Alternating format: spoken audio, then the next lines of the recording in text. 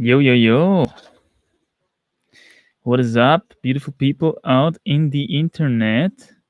I think we are live. If I'm not mistaken, another demonetized live stream. Welcome. Today, I must say, we have a rather special setting because we are at some family, at some relatives of Mona. And that's why I'm here out on the balcony. It's really special weather at the moment. It's kind of raining, it's dripping outside. So it's giving kind of a cozy atmosphere, I must say.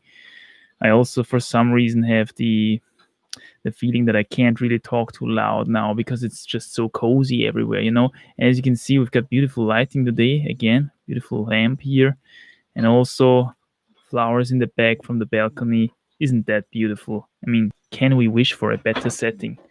You know what? The only thing that I forgot was actually my live stream receptacle with the. I've got some mineral water actually. Maybe Mona can bring it out then later if I need it, because as you know, my voice always gets a little cracky when I talk too much. Uh, all right, my friends, and when you're at it, when you're here already, then I must say, before I forget, please drop a like on the stream. That would be really appreciated. That's awesome because then the algorithm ranks it a little bit higher. Drop a comment, drop a question.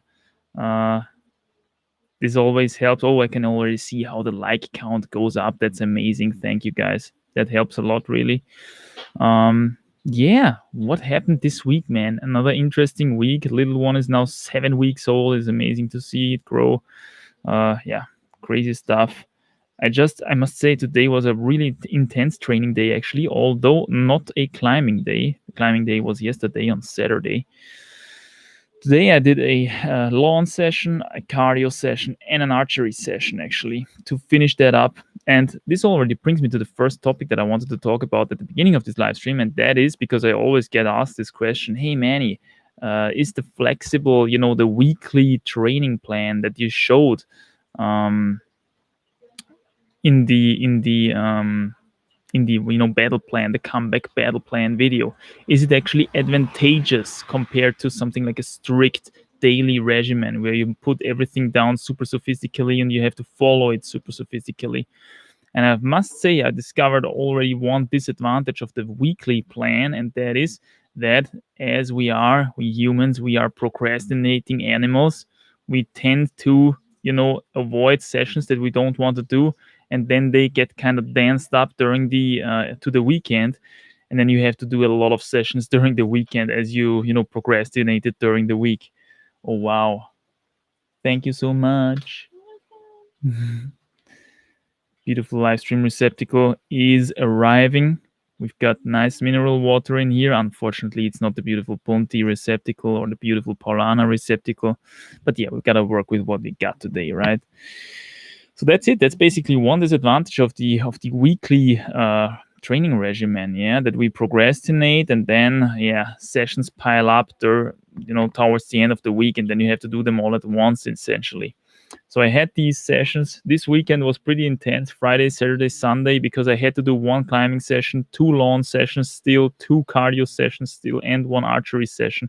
Everything inside of Friday, Saturday, Sunday.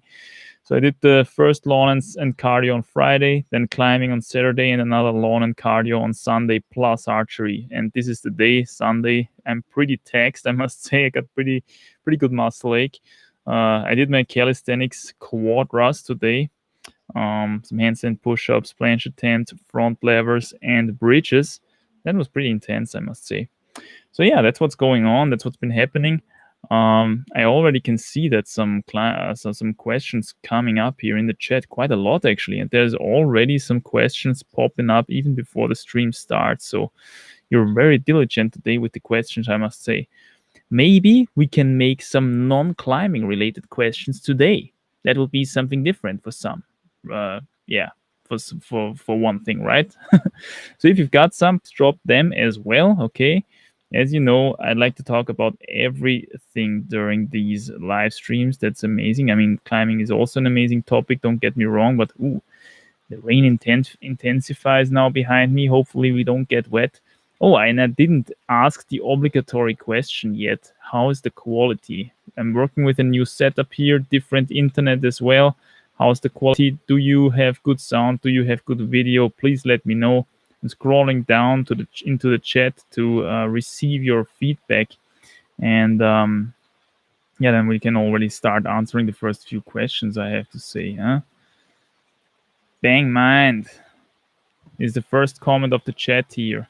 This is rewarded with the first answer. Hi Manny, thank you for all the effort in sharing your experience. Wow, yeah, that's what I like to do, man. Sharing experience, essentially, trying to give a, give one perspective and share it with the internet. This is the beauty of YouTube. You can get a lot of opinions from a lot of very, normal people out there. Nothing mainstream, nothing big news. Like, you can get the individual opinions. Man, it's really, really raining intensely now. Maybe can you hear the rain? Can you hear the rain in the background? Actually, I appreciate this and also support you via Patreon. Oh, that is very much appreciated. Thank you very much. Your approach towards nutrition is something I relate to very much. Experimenting. Yeah, that's very true. And as a matter of fact, I'm just experimenting again during this time. I can't really come out with, at least on the main channel, I can't really come out with what I'm experimenting right now in terms of nutrition, but it has something to do also with this new start recently with training and everything. So I wanted to start this regimen essentially on a little bit of a different diet program than what I'm used to, because I've wanted to finally clarify a certain opinion of mine, whether it is correct or not. And this is why I took the chance and tried something new. So yeah, it's gonna be interesting what the experiment is essentially gonna get out. Bang Mind continues a little bit down below. I also tend to see the same experience when I experiment on myself. So I'm interested on your opinion on following. What would be your diet 1 month before a 2-week sport climbing trip plus during the trip?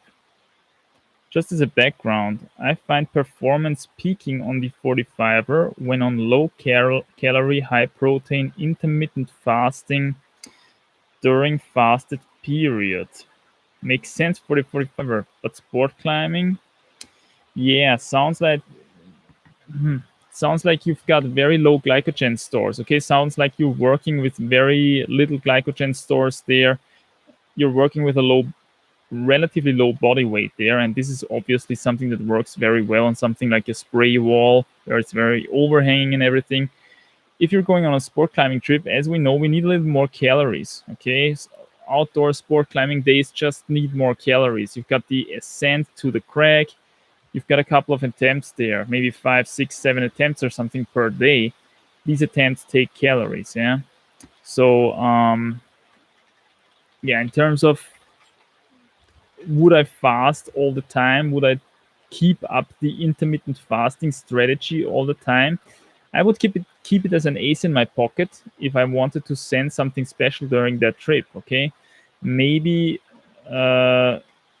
I mean, it's a little bit stupid to take a scale with you, but I would not lose weight deliberately. Okay, I would just keep my weight constant, and if intermittent fasting would drop my weight, then I would not intermittent fast. I would rather eat 2 times a day, not one meal a day, for example, just 2 times a day, so that my weight stays the same, so that I can train full force at least, and then keep the one meal a day strategy or even a fasting strategy in the backpack, in my pocket as an ace, so to say, if something comes up during the trip, some special project that I wanted to get done. Yeah. This is something that sounds reasonable for me. Also, it would be really interesting when it comes to answering this question, how long your trip will be. Before a 2-week sport climbing trip, you say. Yeah, 2 weeks is not a lot of time, okay, for a sport climbing trip. That means you essentially want to have peak performance once the trip starts.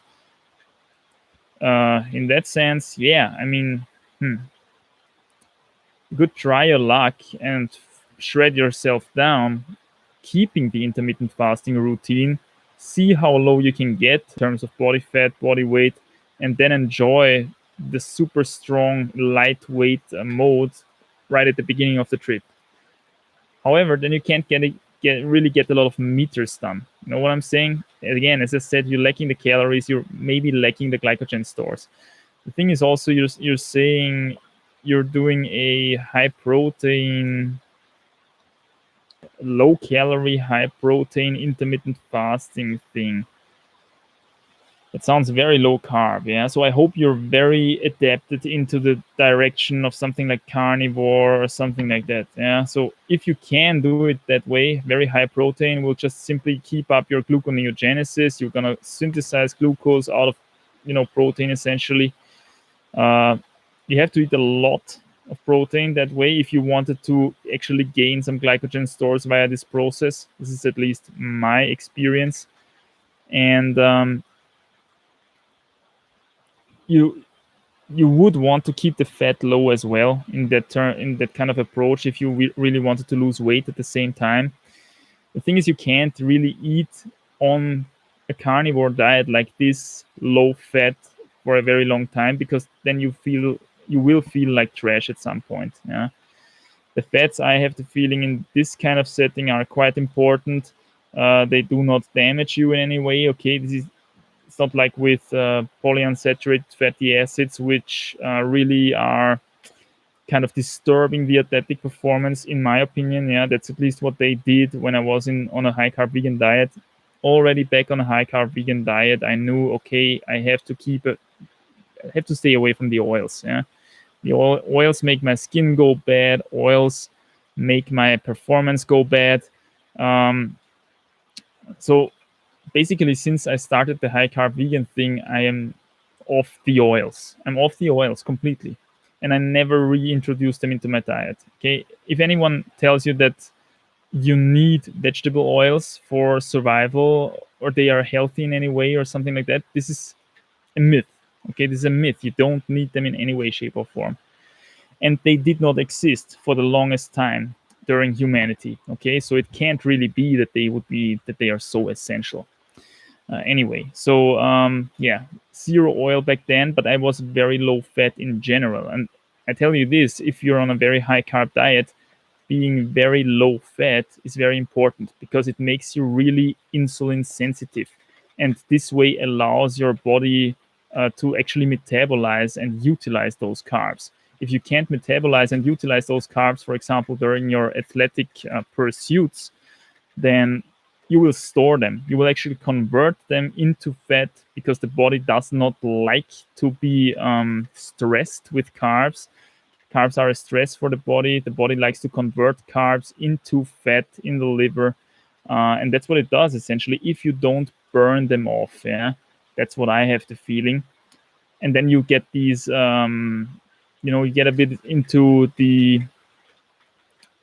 this cluster of carbohydrate plus fat induced metabolic syndrome, where you're not really insulin sensitive and you have to get away these carbs in form of fat. Then you store this fat on your body, obviously.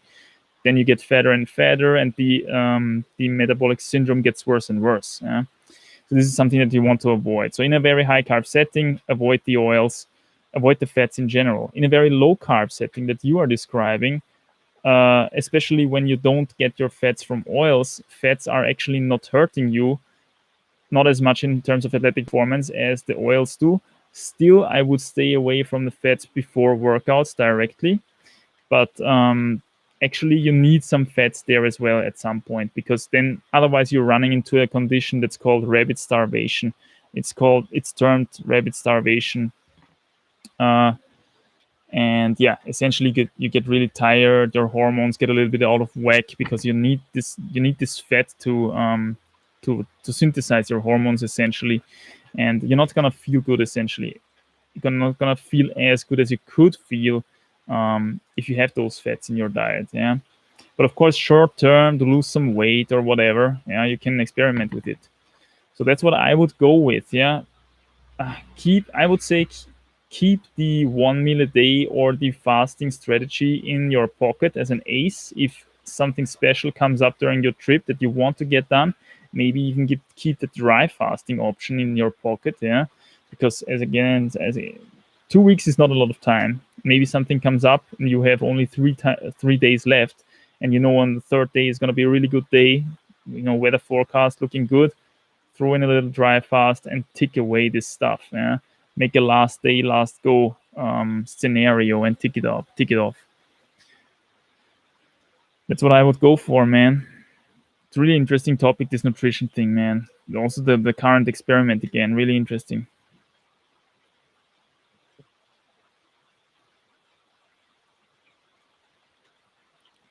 So we have to be a little bit careful here, because when the wind gets really strong, there's actually little tiny raindrops coming in here into the balcony and attacking the laptop, and that can't be, right? We want to keep the live stream going, so we can't risk here damaging the laptop.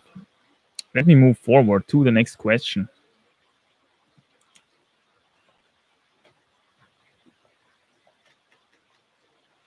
Good quality, says Rein Bruin Serrade. Thanks for the feedback. This is what I've been waiting for.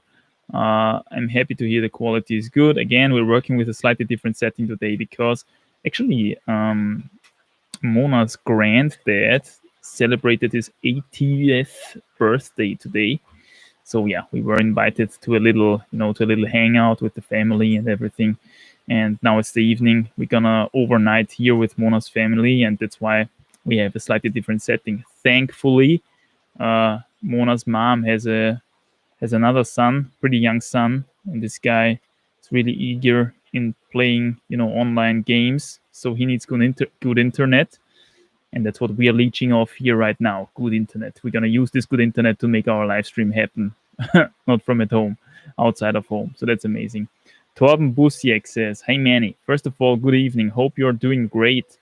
Man, it's going pretty nicely, I must say. I hope you're doing fine as well.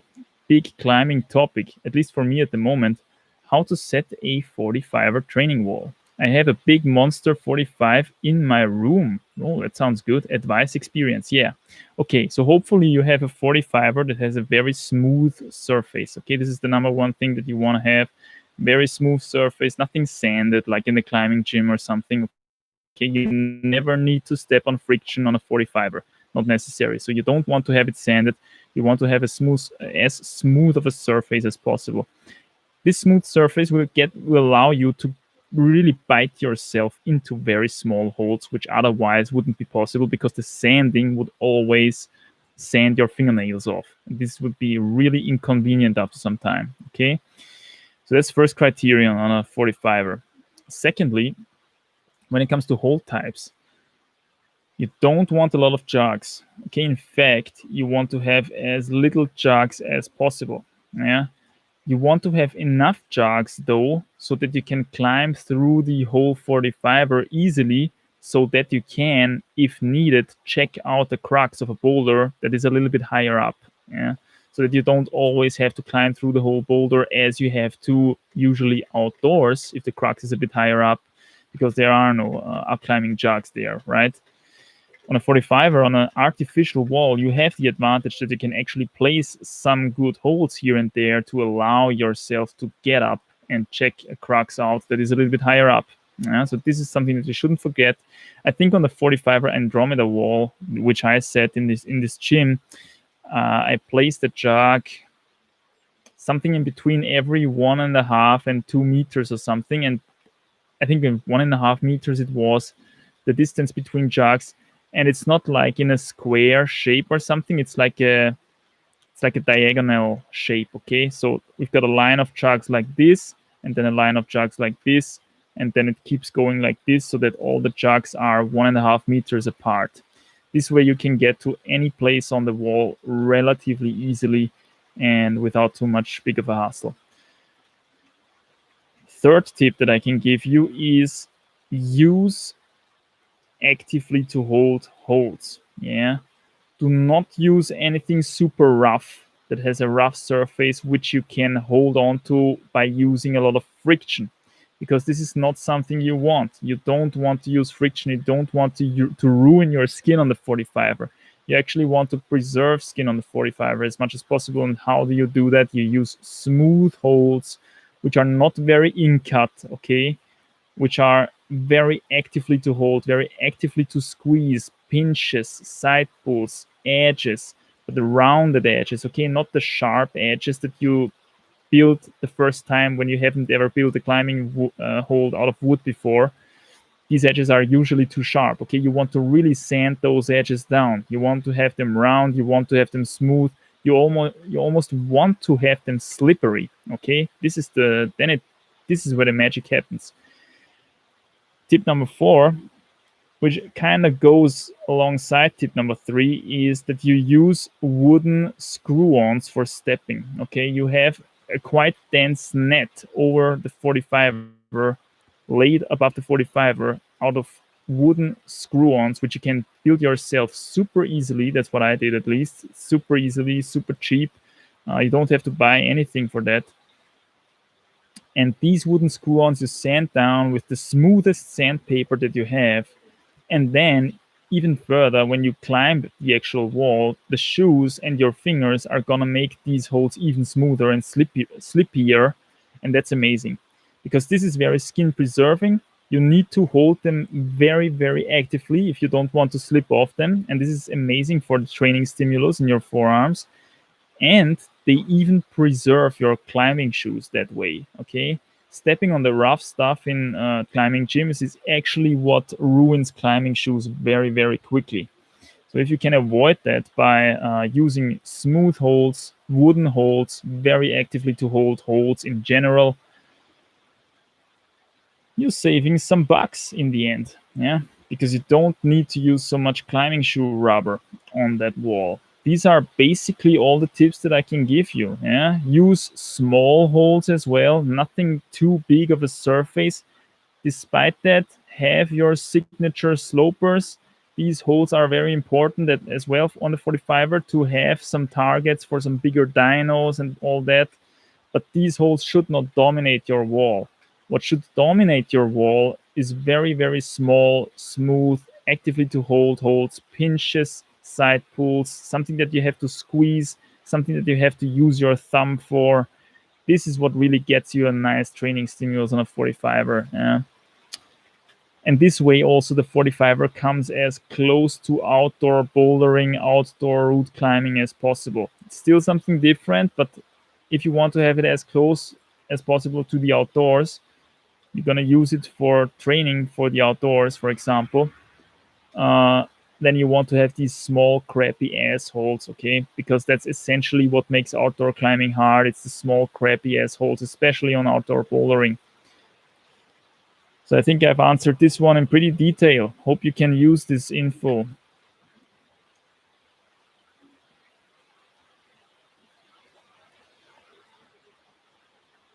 Phil is back on the stream. What's up, Phil? Servus, Manny. Grüße aus Stuttgart. Grüße aus der Steiermark in Österreich. Hope you're doing fine, Phil. Rein Bruin Serrade. How was the barefoot climbing experience? You climbed better than expected. Will you do more of it? I must say I climbed better than I expected barefoot, yeah. I climbed better than I expected. I must say as well, with the socks, it's a little bit of a hustle because if you have something that's very body strengthy, that's very far away from you, you have to kind of put that extra effort into your body strength to not slip off because the socks are quite slippery. Yeah, that's just one disadvantage of socks.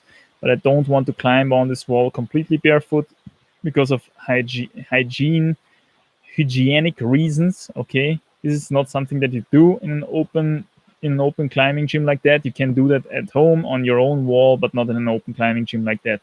Climbing with socks is officially allowed if you don't have shoes in our climbing gym, at least, yeah, if you really don't have them. Okay, so I don't mind too much, and yeah, there's only a couple of very selected crew and myself who use the 45er for special training anyway, so I think we all can agree on that this is not a big problem.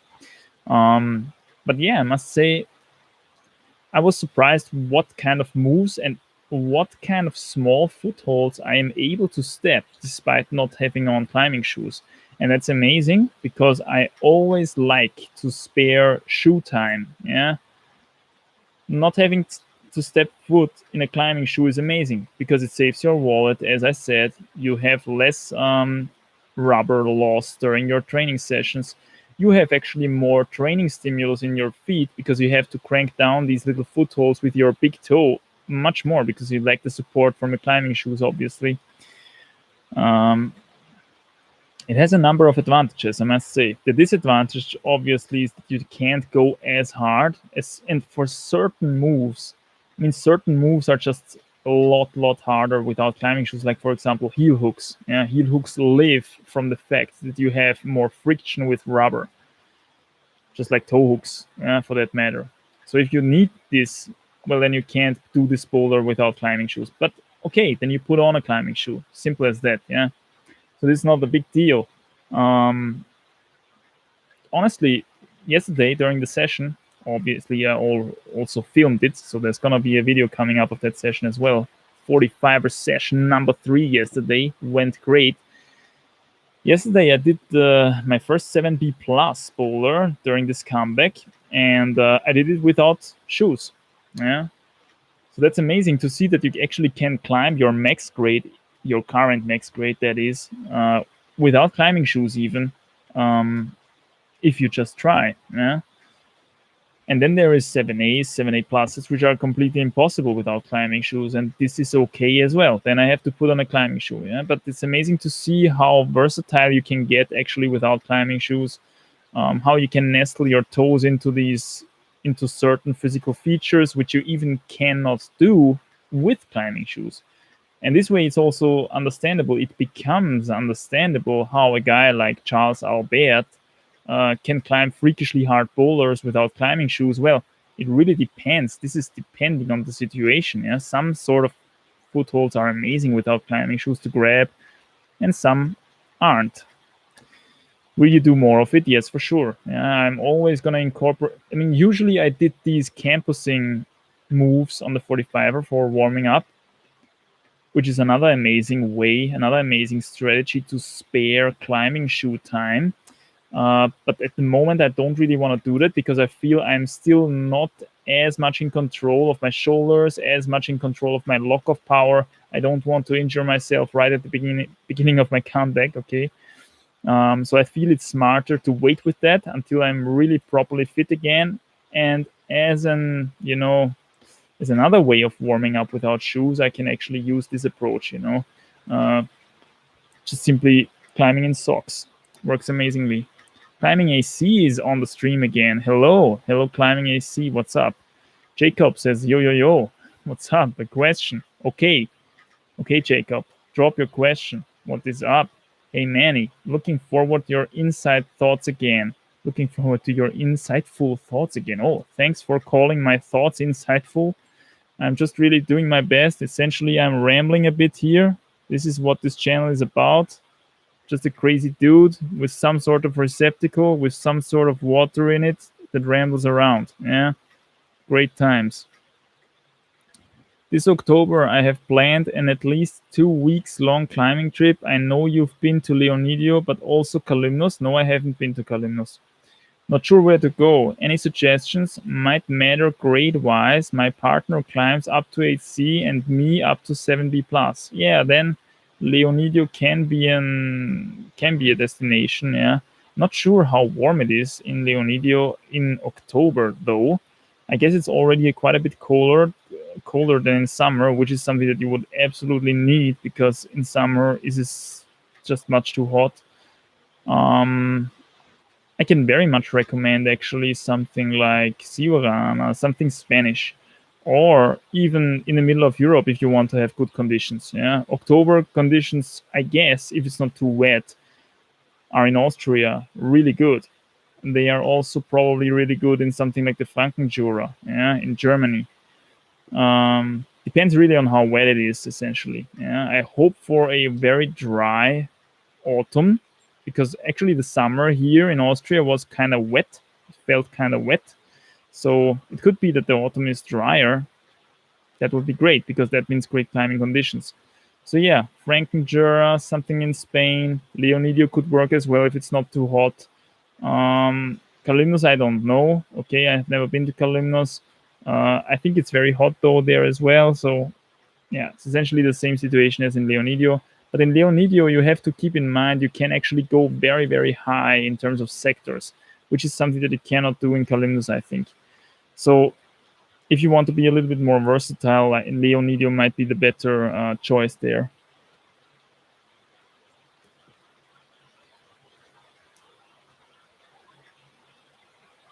Beno123 says, "Hey Manny, greetings from Slovenia. Greetings from Styria, my friend. What's up? Welcome to the stream. Thank you for doing this. It's a pleasure. I started climbing 2 years ago and I red pointed my first solid 7A recently. Congrats, man. That sounds good. Until now, I had no structured training. I was only climbing a lot outside and inside with no structure. No problem. There is no structure needed in the first 2 years of climbing, in my opinion. That's just how I did it. I did the first 3 years without any structure. Just solely, completely in an old school bouldering gym where you had to build your own boulders exclusively. This is how I got into climbing. This was my first 3 years of climbing, essentially. Do you think it is good time to start structured training and hangboarding, or is it better to do it later? I have very weak fingers. My two-hand max hang on 20mm edge is 110% of body weight for 7 seconds. I tested on the lattice hangboard. Look, the question really is, do you want to do it? Do you want to try it out? First of all, are you injured? Do you have any problems in your fingers? No? Well, then, okay. You could go for it theoretically. If you're injured already, if you have some sort of trouble, some sort of overload symptoms or something, I would wait. Okay, I would wait.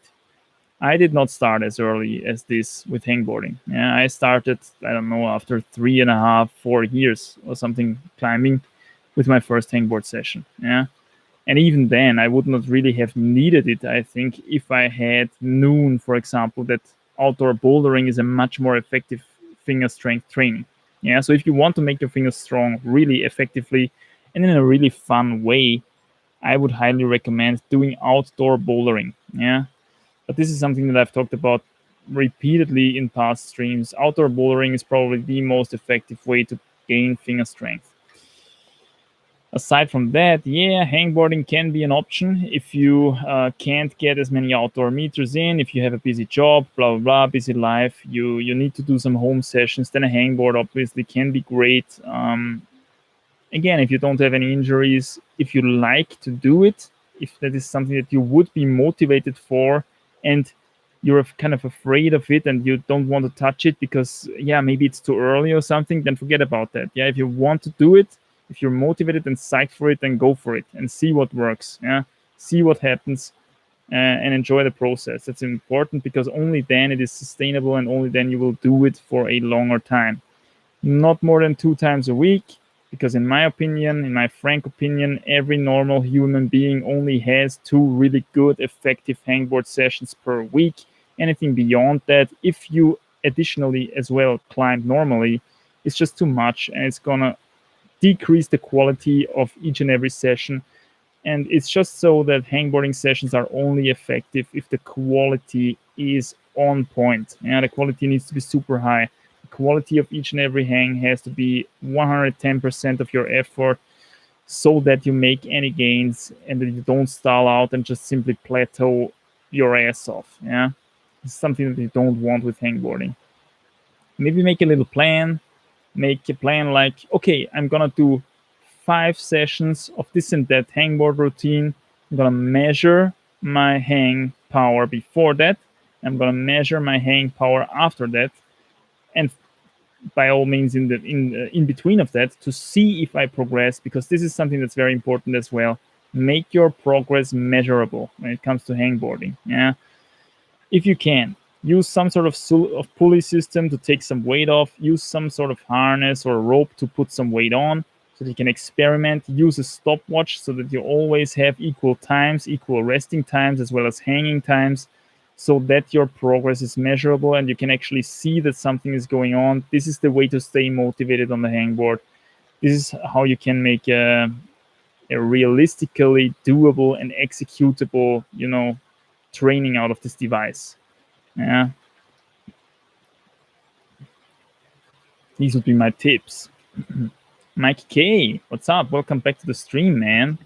Hope you're doing fine. Hello from the Polish Jura. Again, the Polish Jura. Amazing to hear from the Polish Jura again. I'm at a stage where this winter I'll do the next strength cycle. Okay. How do I create the appropriate boulders slash power endurance circles so that they will really help to develop power? What do you mean to develop power endurance? To develop strength endurance? Thanks.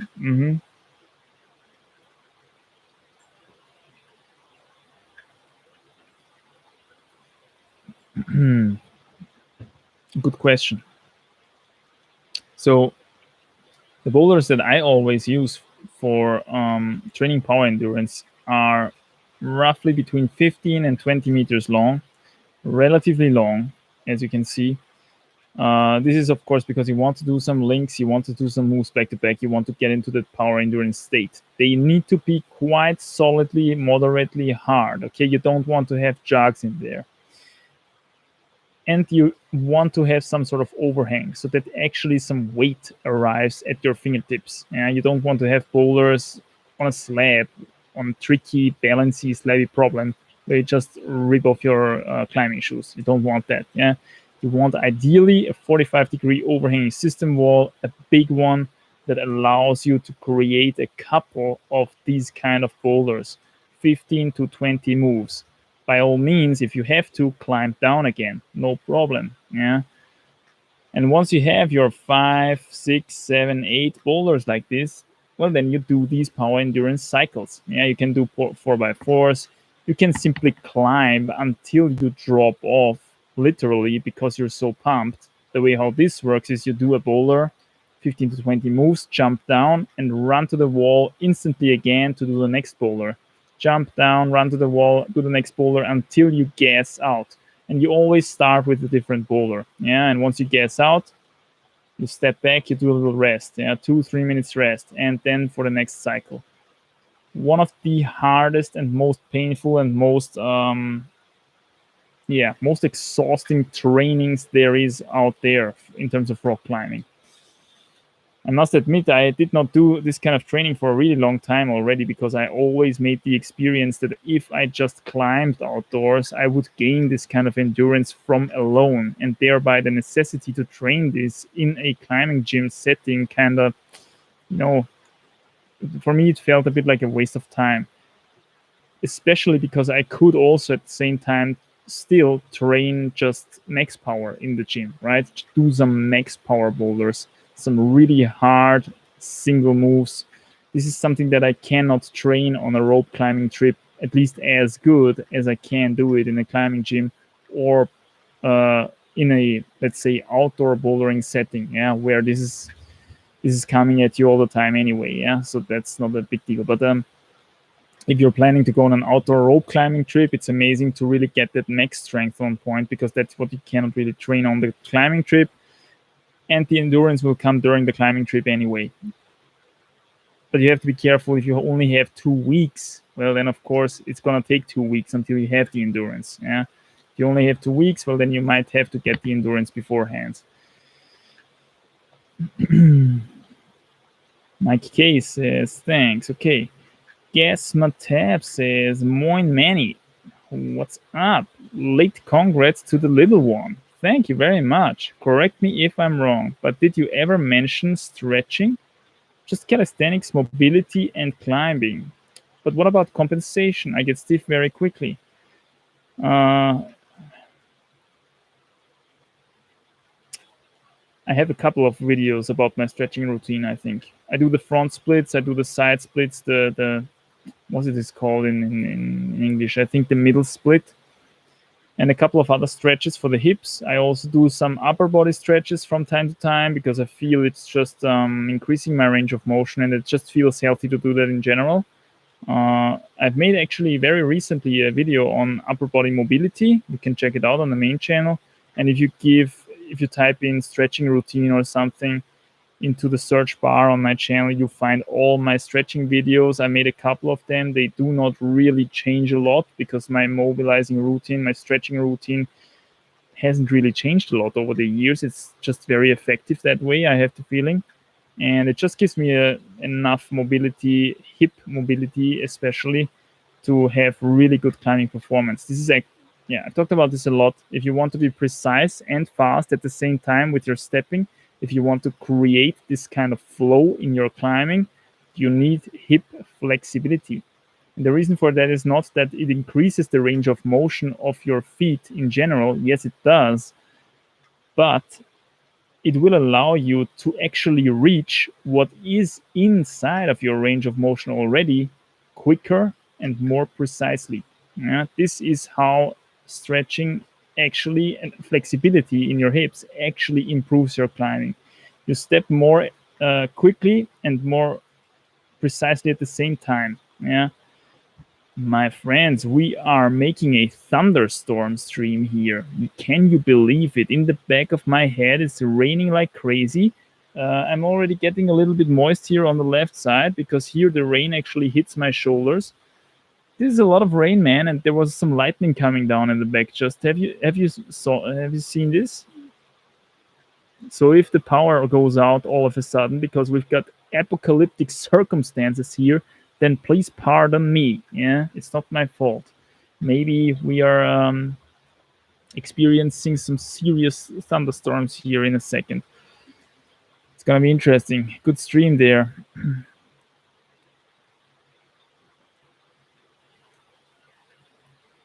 Some comment that I want to pick up here real quickly as well is when you say you get stiff very quickly, because can actually also be diet related. Yeah, I got stiff super quickly, and I was super stiff in general. Let me just real quickly slip a little to the right here, because otherwise I'm gonna get too wet here with time. Yeah, that's a bit better. Okay, now the lighting is a bit iffy. Oh, let's do it like that. Oh, you can see the flowers still here in the background. That's amazing. I'm also decently lit. So you get stiff very quickly. This can be due to lots of carbs. Yeah, lots of carbs make you stiff in general. So if you want to experience this really, really soft, fluid like body where you don't really have any aches and pains because you have this kind of range of motion, all of your muscles are a little bit more soft, they are a little bit more empty because they are not packed up with glycogen stores, then you could try reducing your carbs a little. This is actually a pretty nice and solid advice for people who have a lot of back pain, for example, who have this and that point of pain in their body, some kind of joint pain or whatever. Usually reducing the carbs will, at least to some degree, alleviate these conditions. Yeah. 31778 Gaming, yo, what is up? Welcome back to the stream, my friend. I hope you're having a great evening. Good evening, he says. Yeah, good evening as well. Oh, the chat is jumping down. I like the charge in scenery. I like the change in scenery. Yeah, the scenery is changed and the scenery is charged as well. We've got a thunderstorm going on here in the background, so that's amazing. Philip R is back on the stream. What is up, my friend? Hey, Manny, short question. Usually a lot of climbers are advocating that a climber should wear a helmet. On the other side, all the pros never really wear one when sport climbing, and there seems to be no real accidents happening to them. Why do you think that there is this discrepancy? Yeah, I can tell you this very, very quickly. If you get a lot of experience during rope climbing on a sport climbing setting, okay, sport climbing setting, there was another lightning coming down here. I must be careful with my words because otherwise I'm gonna anger the climbing gods and they send me a lightning bolt. So yeah, the reason why pros don't wear helmets in a sport climbing setting is because they have so much experience in that setting and they know that they can handle it simply. Okay, they could handle a rock break there. First of all, they know which holes are dangerous. Okay, they know which crags are dangerous, because there are certain cracks where a rock fall is really, really unlikely. On super compact white polished limestone, a rock break is super unlikely. Yeah. On the other hand, in something on the kind of limestone in the Onidio, for example, there a rock break is relatively likely. Everybody knows that there. Yeah, so you will see a lot more people climbing with helmets there. Still, the pros would not climb with helmets there. Why? Because even if a rock breaks, they will be attentive. They will dodge the rock. This is something that I did a lot of times myself already. People break a rock, or they step a rock loose or something, and you can actually see it coming towards you. Yeah, because it doesn't really change position that much when it's coming towards you. You have belay glasses on usually. The pros, a lot of pros have these glasses because they spend a lot of time at the crag, and if they wouldn't have them, their neck would go crazy already. Yeah. So you look up and you can actually see the rock coming towards you, and you can dodge it relatively easily. Now, of course, it's something different if you break loose like 10 pieces of rock and something like a ton of rock is coming down at you. But then in this kind of setting, a helmet would not really be useful anyway. Yeah, because if a ton of rock comes at you, well, yeah, you just need a bit of luck to not get injured in that kind of setting. Yeah. And in terms of wearing a helmet for the climber, which is something that's very propagated by a lot of people as well, because yeah, you've got lead climbing falls, and with lead climbing falls, there's always the danger that you will hit the wall with your head first, right? This is something that happened exactly one time during my now 11 to 12 years of climbing experience, albeit it was not 10, 11 years outdoors. It was only 8 years outdoors. Okay, so in my 8 year outdoor climbing experience, this happened exactly one time. Uh, it was actually, to be honest, a little bit of a mistake by my belayer, because he should have let me down a little further. And I have to add that this was a very, very hard to belay properly route. Yeah, this route was very hard to belay properly. It was a tricky crux, very low in the route, so it's very overhanging as well. You were quite a bit above your last clip quick draw, and in that kind of setting, usually people take you in too tightly because they don't want to let you down to the floor. Actually, the floor in this kind of setting is not so dangerous. What's dangerous is the swing back to the wall. Yeah, and this is what happened. I had a dyno to the side. I twisted my body a little bit. I swung back to the wall, and I slightly touched the wall with my head, like tick. Okay, but only this slight little touch was enough so that I had a little bit of a bleeding wound afterwards. Yeah. So if you really get a lot of speed and you hit the wall with your head, well, that's pretty bad. Yeah. In this case, you can be happy if you wore a helmet. But if you are belayed by a pro, by someone who knows what he's doing, and this is what pros usually do, right? They have really good belayers. They have a lot of mileage themselves. They can estimate the dangerousness of a certain situation very, very well. And this is the way how they don't have accidents. Yeah, they have excellent lead climbing belayers, which give them very dynamic catches, and this is how they avoid accidents essentially. Yeah, it's a bit unfortunate that we have to go. It's like making your driver's license. Are you the safest and most solid driver right after making your driver's license and doing your first kilometers on the road? No, of course not. Yeah. In fact, you're a very dangerous specimen for you and everyone around you. But once you get routine, once you get the mileage, once you get used to traffic signs, once you get used to the dangers of traffic, you become more and more solid, you become more and more secure in it. And it's just the same with climbing. At the beginning, if you're fresh on the outdoors, this is the most dangerous phase. Here, bad stuff can happen. But once you get over that and you get into the routine of dynamic belaying, proper belaying, you get a proper climbing partner who knows what he's doing. You make a good relationship. You make a good. Also, you need to accustom to a certain person when it's your climbing partner. And you don't switch climbing partners then all the time anymore. Yeah, switching climbing partners is a lot is a is a is a source for mistakes essentially. Yeah, climbing with the same climbing partner all the time and having your routines and having your methods on how to belay dynamically and everything. This is something that gives a lot of security actually in this kind of context.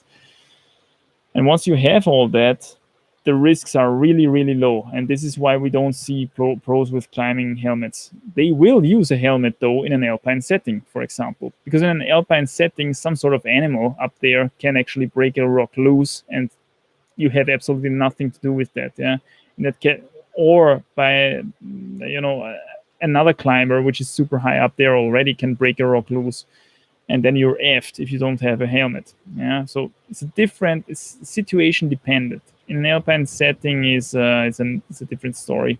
Love your channel and your live streams. Amazing to hear. That's appreciated. Ho ho ho. The thunderstorm is getting more and more intense here. Isn't that wonderful? This is what we want. Amazing setting here. Amazing scenery. Let's take a sip from the live stream receptacle today. Is a simple teacup with some mineral water. Cheers. Oh, can you hear the thunder?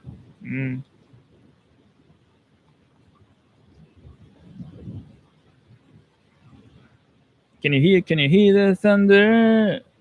You better run. You better take cover. Yeah. Na, geht schon. Es passt schon.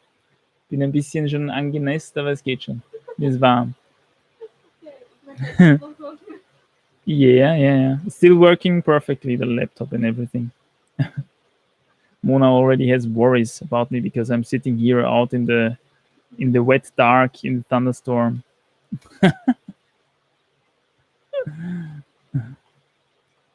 Jordan Heller is back on the stream. What's up, man?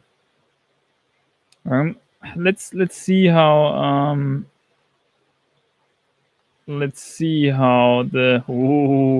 the chat develops here. Maybe I'm gonna try to answer Jordan Heller's question there, and then I'm gonna simply scroll through chat and see if something interesting comes up again. Oh man, we're already 52 minutes in. If you're on here on the stream, it would be cool if you dropped a like. I would very appreciate that, because then the stream gets a little bit ranked higher and we can actually get some more people on the stream. That would be amazing if you help me out with that. Thank you very much. That's much appreciated. And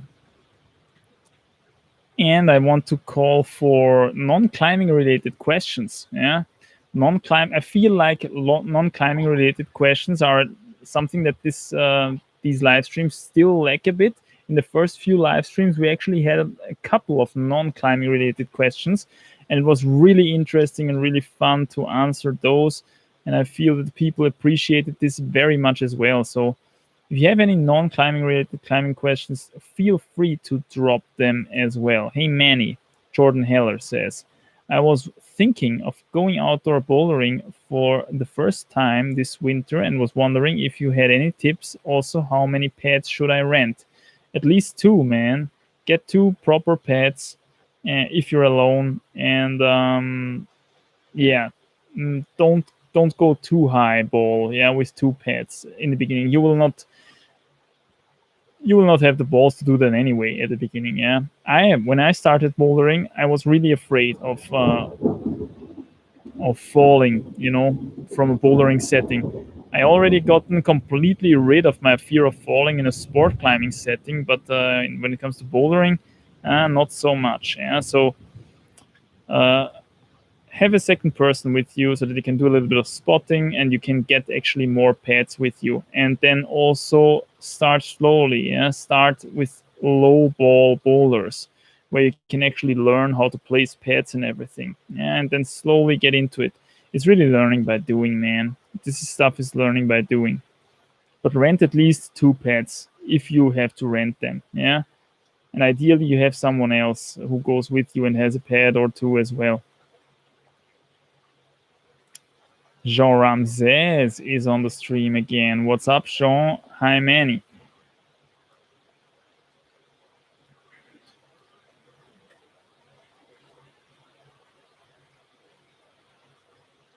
Philippe says, have you tried lanolin, which is sheep wool fat / oil for skin maintenance? Seems like it would be the perfect.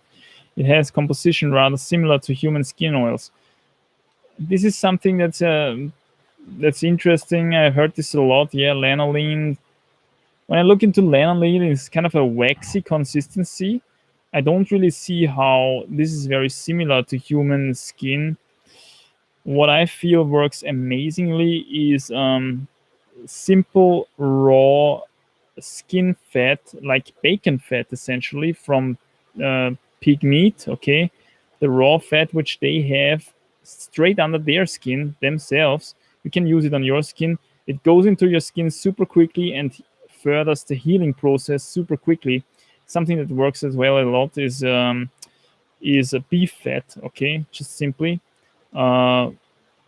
That's what I use if I have something to heal, so to say. Rain Bruin Serrate says, are you still into biology? Yes, actually, I am. Or are you completely done with the academic stuff? No, not at all. I own a microscope. I do some microscopy here and there because I find it's interesting stuff. Biology really is everywhere. Also, if I'm going into all the metabolic pathways, for example, when I want to see how, for example, glycolysis works, if we gain quick ATP from glucose fermentation, essentially, glucose fermentation into lactic acid is a very, very very inefficient but very quick pathway to some quick available energy, some quick available ATP. And this happens under anaerobic conditions. This is when we get into the anaerobic zone in terms of workout intensity. All this kind of stuff is essentially biology. This is how our cells work. If I want to take a look at the electron transport chain over mitochondrial double membranes and whatnot, all this is biology essentially. Yeah. This is amazingly interesting, especially if you can actually utilize the enlightenments that you get from it and utilize it in the real world, get some performance out of it. I think this is this modern kind of biohacking approach that a lot of people seem to have nowadays. They want to experience with they want to experiment with their body. They want to try different diets. They want to see the effects of different diets on their life, on their health, on their athletic performance. This is something that I myself am very much into as well. It's just super interesting, right? I mean, yeah, we live in such a strange world nowadays, yeah, where we live very much apart from very much detached, I would say, from our natural environment, our natural lifestyle that we usually would live in. So it's fun to kind of rediscover what our bodies are actually designed for. And this is biology. All of this is essentially biology. It's of course not what you learn at uni when you study biology, because there you learn stuff about evolution, about what role do have plants, what role have the animals, how we evolved in the sea and everything. From time to time, it's wild assumptions, I have the feeling. Yeah, they go with crazy hypotheses which haven't been really confirmed yet. But it's also interesting. Okay, I would not miss at this point, yeah, I'm happy that I studied biology, because for me, I think it was the most interesting and most useful stuff that I could ever study at a university. Of course, I could study something else. I could have studied medicine or I don't know what else. Something scientific, which is where a lot more money is into, right? But the thing is, I was never a money chaser. I don't really care if something is profitable or not. For me, the question is it interesting?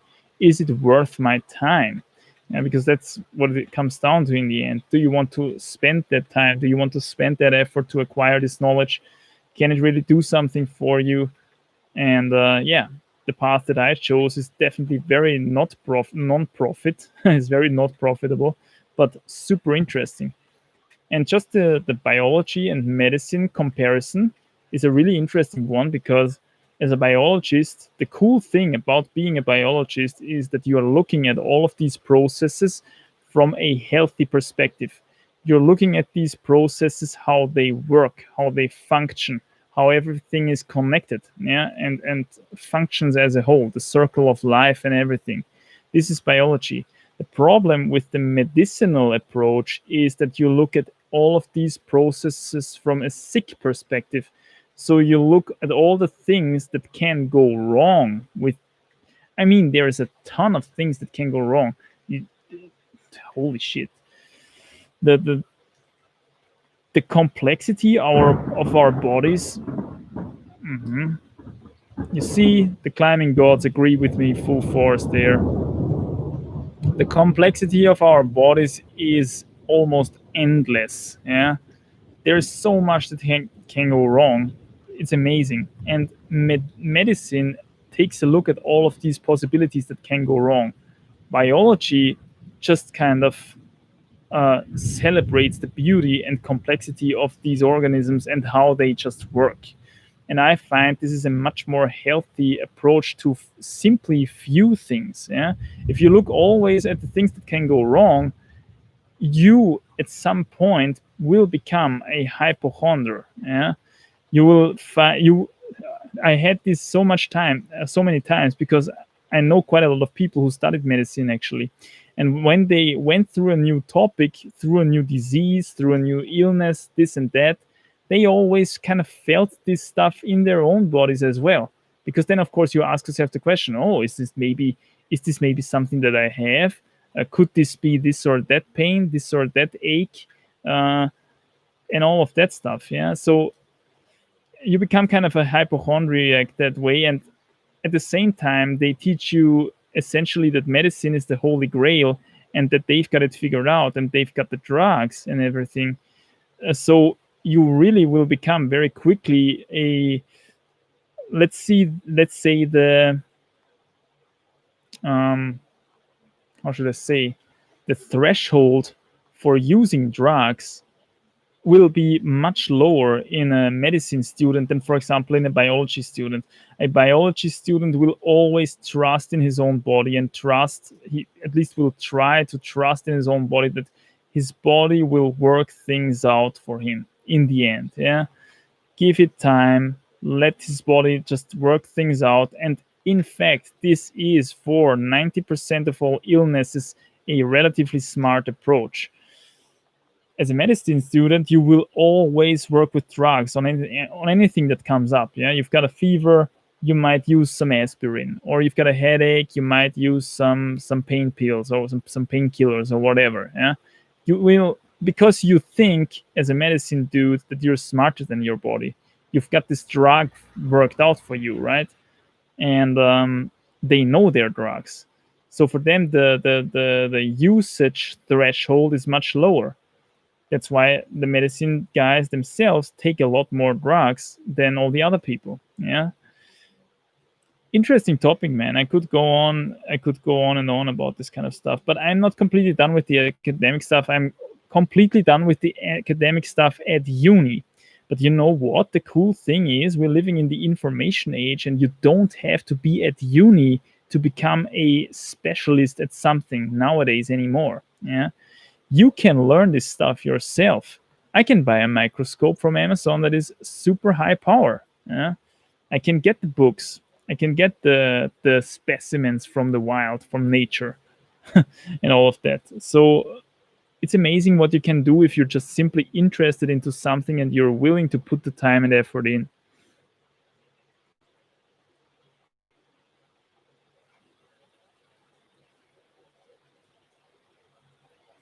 Tom Busiek says, yeah, Manny, thanks a lot for your tips.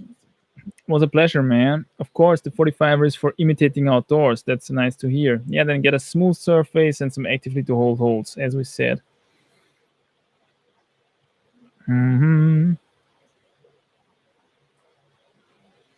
Jean Ramses says, I think that Charles Abert is even stronger barefoot than with climbing shoes. Yeah,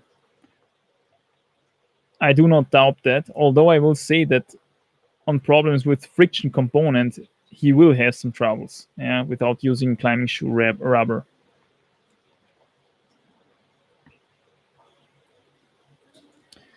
He will having an interesting question. Lasse2 says, do you have any suggestions for coping with hunger when trying to shed a few kilograms of fat? I feel it's almost impossible for me due to hunger. Uh, Good question. Good question.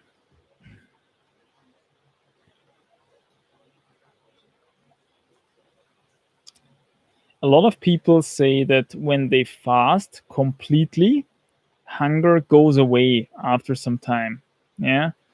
So this could be something worth looking into, especially if you are having still quite significant fat reserves on your body.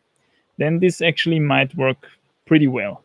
You have to be careful though, if you're fasting your body down, you're actually training it to become more efficient with calories.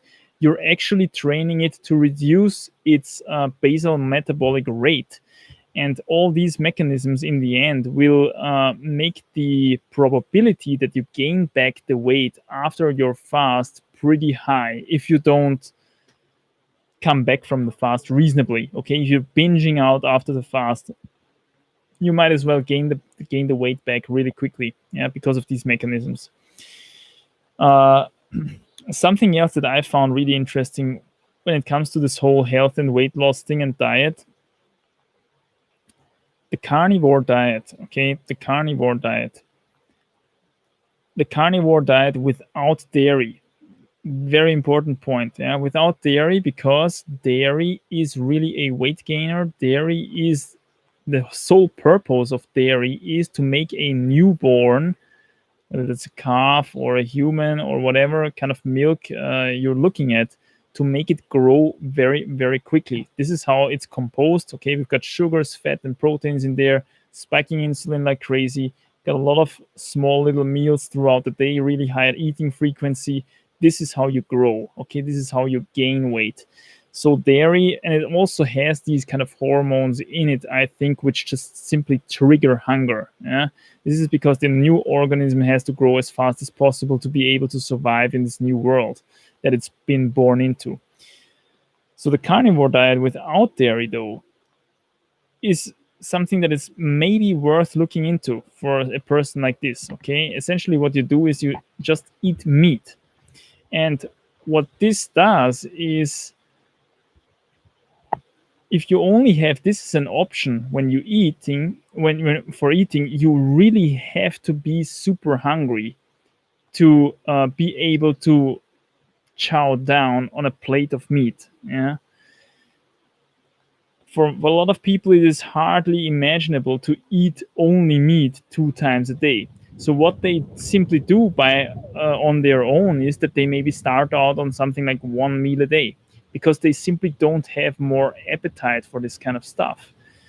And if you eat a plate of meat, simply, you're gonna feel full afterwards. There is no hunger afterwards. Yeah, there is no cravings afterwards. If you put down a plate of carbohydrates, you will get a blood sugar spike, you will get a blood sugar drop, and then you will crave some sweets. Yeah, you will crave some sweet desserts and all this kind of stuff. After a plate of meat, this is not gonna happen. Yeah, this is not going to happen. You're gonna feel full. You're gonna feel full for a very, very long time, and another plate of meat might be even off-putting to you. But you have to be careful. You only have to, you know, have this one option open, another plate of meat. Yeah, I find it really interesting from a psychological point of view how this carnivore diet thing works for a lot of people who wanted to lose weight, uh, because it's simply it, it completely gets rid of your cravings. At least if you do it for a reasonable long time. At the beginning, you still have all the carb cravings and everything, of course, but if you really just stick to only eating meat, you can eat as much as you want. If you really just stick to only eating meat, you cannot overeat yourself. And your body, with time, will fall down into its optimal weight. Yeah? It can take time, it can take even years. But in the end, you will arrive there. So many people have reported this, simply because without carbs, you cannot really gain excess body fat. That's just how it is. Yeah, you need carbs. You need carbs and fats as well, but carbs and fats, especially the mixture of the two, this is what spikes insulin like crazy. This is what causes growth of fat cells. Um, yeah, essentially, there's three recipes for weight loss that I can give you here. Number one is simply fasting. Okay, if you're eating less calories than you need, you're gonna lose weight. Fasting in any way, shape, or form, 1 meal a day, not eating at all, dry fasting, whatever. You're gonna lose weight, with the caveat though that you're gonna kind of crush your metabolism a little bit, and you might gain back the weight later. Another possibility is to go high carb, low fat, vegan, essentially, okay, and combine this with a lot of exercise so that you also burn those carbs off, so that your body does not feel the need to resynthesize those carbs into fatty acids, because fatty acids are much softer and much less dangerous for the body in the end. Yeah. The problem with this approach is that it's not sustainable long term. Because if you are on a high carb, low fat diet for a very long time, what's going to happen is your teeth are going to fall out, you're going to lack a couple of nutrients, your skin is going to go bad, your eyesight is probably go bad, your hair, your libido, yeah, all these kind of very direct health markers will go bad with time. And the reason for this is very simple. Fat plays a crucial role in our body when it comes to the synthesis of a lot of hormones, a lot of markers, whatever. Yeah, fat is extremely important for lubricating your joints, your cells, and everything, for providing building blocks for your immune system. All this is essentially fat, yeah, and cholesterol. It's also in your brain, a lot of fat and cholesterol, essentially. So you need this kind of stuff. And if you don't eat it for a really, really long time and combine it with athletic performance, you're gonna shred down to a stick figure essentially at some point, and you're gonna become so emaciated. You will have so hard cravings in the end for some fat, for some animal products, that you go off the wagon at some point. Yeah, this is at least what I observe in most people who go down that path. And then there is the third option, that is to go on a quote unquote carnivore diet, which is very low in carbs and very high in protein and very moderate in fat. Yeah. On this approach, you're gonna feel so full every meal that you can't really overeat, and you're gonna get rid of your excess fat that way. Yeah, it's gonna be very low insulin in terms of insulinogenicness. This is just such a super deep topic. Yeah, you can look into it yourself. It's very interesting. For sustainable weight loss, I would rather recommend the fasting approach and with a very controlled refeed, or just simply cutting out carbs to a very high degree for a long, long time, and let not going into ketosis. Okay, I'm not a big fan of ketosis, but cutting out exogenous carbs, the carbs that you eat. Because if you eat a lot of protein, you actually can synthesize carbs, the carbs that your body needs inside of your body out of gluconeogenesis. And this is maybe something that we did throughout our history as humanity for the longest time. Maybe this is even what we are adapted to the most. and all these carbs, these exogenous carbs, are actually to some degree damaging to our body. Yeah, they put pressure on your teeth, they put pressure on your skin, on your general health, and many other stuff. So yeah, this is a very, very complex answer to a actually very, very simple question. Sorry, I hope I did not go way too overboard with that stuff.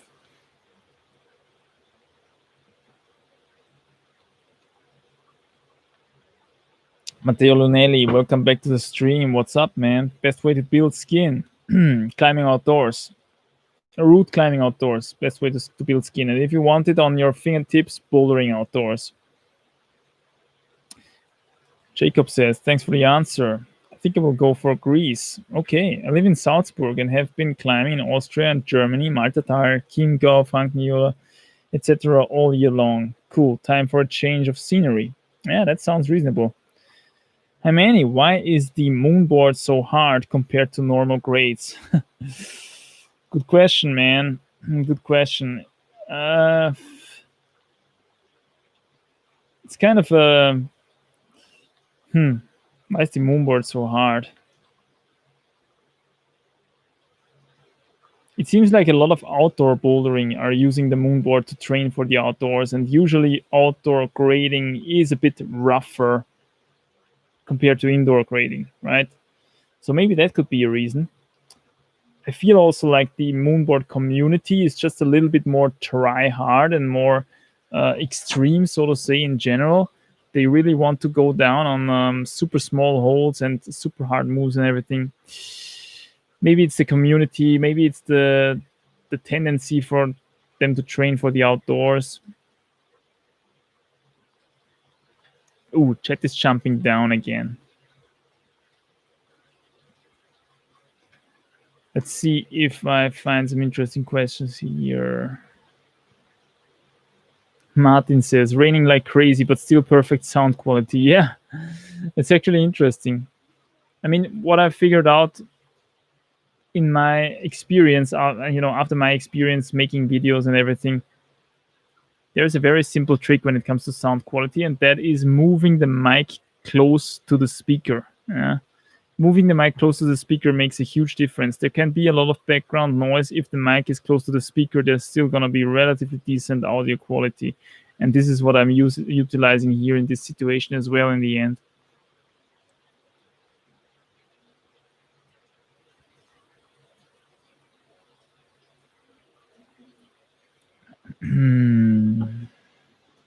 Jean Ramsès says, interesting question here.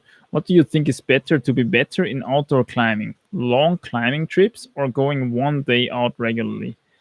I feel that if you can get a climbing trip in that is 2 to 3 months long, this is the ideal length of a climbing trip, okay, in terms of performance. The third month, after 2 months of outdoor climbing, maybe combined with some fingerboarding, combined with some outdoor bouldering, so not only sport climbing, but if you can combine it with these other things so that you keep up your finger max strength to a certain degree, then this is the ideal length of a climbing trip. First 2 months to get perfectly accustomed into outdoor rock climbing, to get the flow back, to get super quick with the stepping, to get used to the rock type and all that. And then you've got a third month of super high performance where you can actually put those skills, those abilities to use and crush some crazy hard projects. Yeah. 3 months, 2 to 3 months, amazing climbing trip time. And afterwards, what you should do ideally is 1 week of rest and then do a bouldering trip. Yeah. 2 to 3 months outdoor bouldering. 1 week of rest, 2 to 3 months outdoor climbing on a rope. 1 week of rest, 2 to 3 months outdoor bouldering. And this is how you alternate this kind of stuff. In a perfect world, this is how you would do it. And you would climb 9A after 5 years, I tell you. Yeah, climb 9A after 5 years. Nobody has the privilege to do that, apart from some pros out there. Yeah. Nobody has the privilege to do that, so we have to work with what we got. We cannot simply afford, most of us cannot afford 2 to 3 months long climbing trips. So for those normal human beings out there, um, I would say the best is to get your climbing trips as long as they possibly can be, which is often very hard for people who work in regular jobs, I know. um, and in the time that you prepare for these kind of climbing trips, you already want to get outdoor days in, as you described. Yeah, be the weekend warrior, get at least one outdoor climbing day in per week, and supplement your weeks with some indoor climbing training, some campus boarding, some hangboarding. Yeah, this is all you can do, and that's the best. Again, you will only get better in the things that you do the most. If you want to get really good at outdoor climbing, you have to do a lot of outdoor climbing. Simple as that. The best people are always going to be those who spend the most time outdoor climbing. The pros don't, I mean, okay, there's crazy training pros out there, especially if they do conditioning, if they do conditioning for competitions, that is, yeah, then they have to spend a lot of time for plastic because they're climbing during the competition on plastic as well. But for the outdoor climber, there is crazy strong. I've met crazy strong outdoor climbers who rarely ever set foot in a climbing gym. Yeah, because it's simply not necessary. It's not necessary if you have the privilege. You can spend a lot of time outdoor climbing simply. You're gonna get used to this kind of movement. You're gonna get used to this kind of sport the best that way, and you can crush with crazy results. Uh,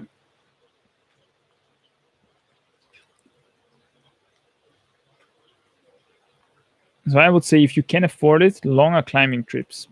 Longer climbing trips will definitely help.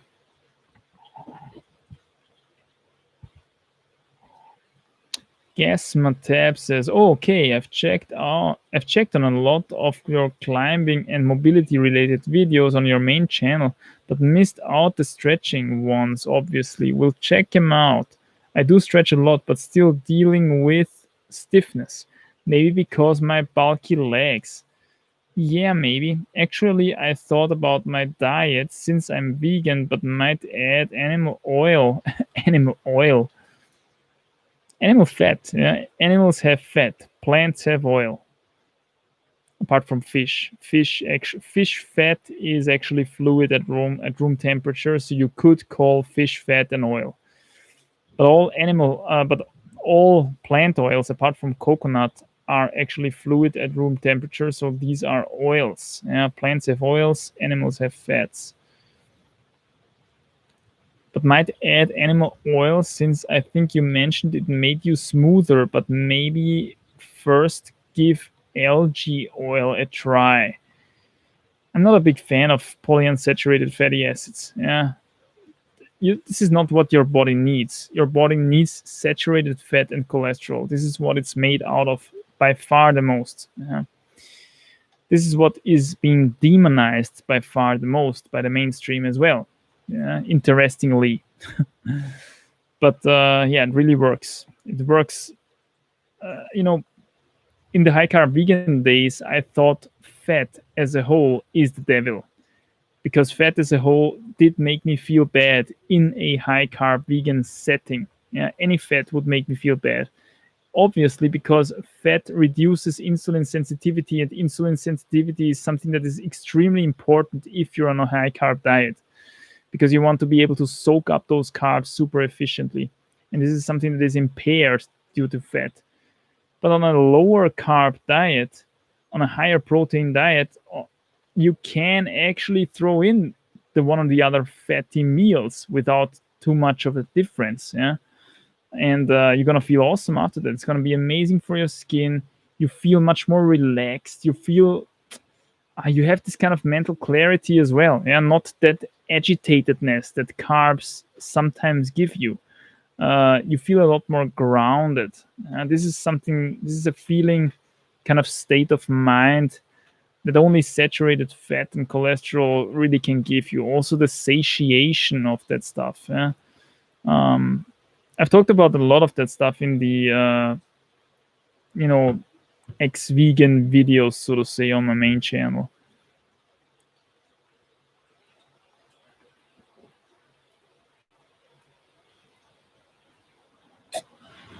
Geshmatep continues and says, I don't eat that much of carbs, so this can't be it. I'm just a stiff guy. Anyway, erstmal danke. Interesting, just a stiff guy. Oh, and I guess the hip stretching is a master key. I feel my hips could need a lot more mobility, so I will focus on that. Enjoy the thunder. Thanks, man. Yeah, hip flexibility is the number one flexibility that's gonna influence your climbing performance to the better. All the other stuff is good as well. Okay, it's not that this is hurting you in any way, shape, or form. It's the question: do you want to spend time and effort doing it? If hip flexibility in the end is what gets the most climbing performance, yeah. And why does it do that? It is because it allows you to step quicker and more precisely inside of what you can already reach with your feet. JK, what's up? JK, I've seen you on the stream already. Welcome back. What grade do you think you could climb if you trained like Ondra?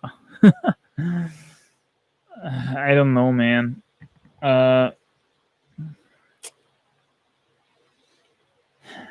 I don't think that I ever wanted to train like Ondra. This is extremely taxing on the body. It costs a lot of lifetime in the end, for me at least, okay? I'm not sure if that actually pays off, and I'm not sure if it's actually necessary. You can get this is a question of diminishing returns, yeah? You can get to 90% by putting in 60% of the effort. And if you want to get to 100%, you have to put in 120% of the effort. Okay, it is a question of diminishing returns, and especially if there's people out there who have also other stuff going on in their life. At some point, they have to think about what they want to spend the time on. Yeah, simple as that. If climbing is the only thing existing in your life, yeah, well then you can go for that, yeah, for the really the last 1-2% of your max performance. But you can already get quite close to that with significantly less effort. And this is kind of what I'm trying to do here in the end, essentially.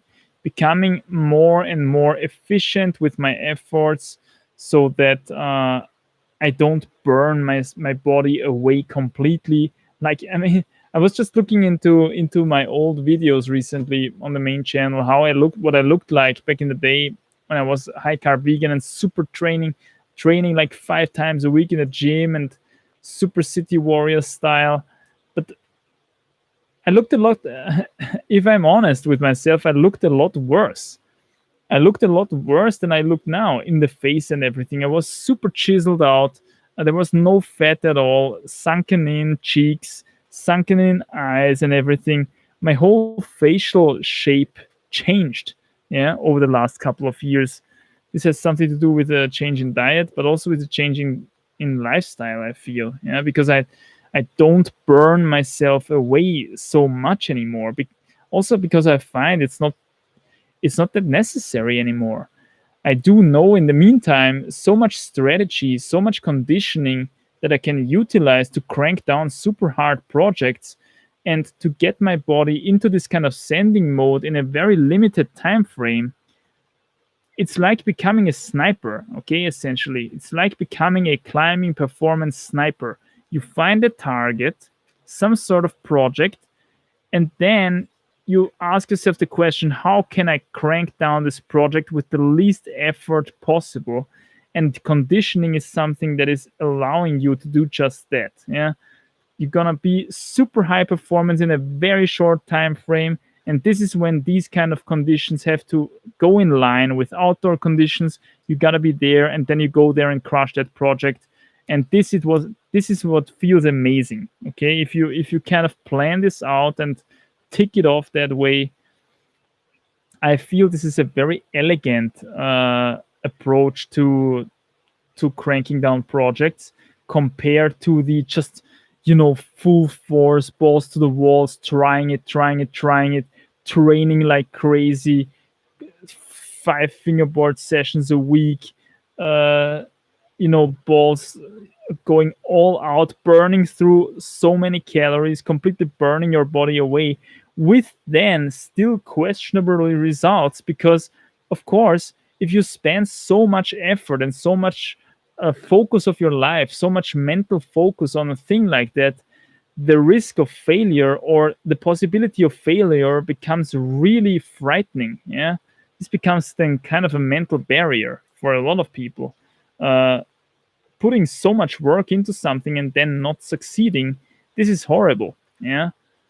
Whereas if you're saying to yourself, okay, I've got this target, what's the best strategy to accomplish it? And you don't have to, you work rather with strategy than with effort, then there is not so much lost if it doesn't work out. Yeah, does that make kind of a sense here? I'm trying to become more and more the sniper in that kind of sense. I want to be so good with my conditioning and everything that I don't have to burn my body away with crazy amounts of training and everything. Because, yeah, of course, this stuff works as well, but it's not sustainable long term.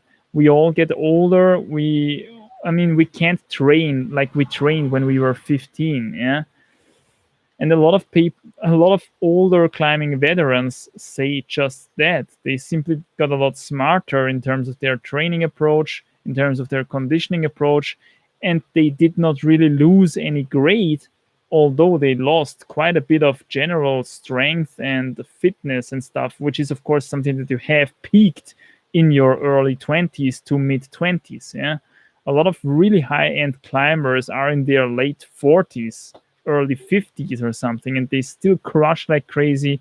And how do they do it? With smart approaches, smart conditioning, and that kind of stuff. Yeah. Jeff Pouring is on the stream. I think I saw you as well there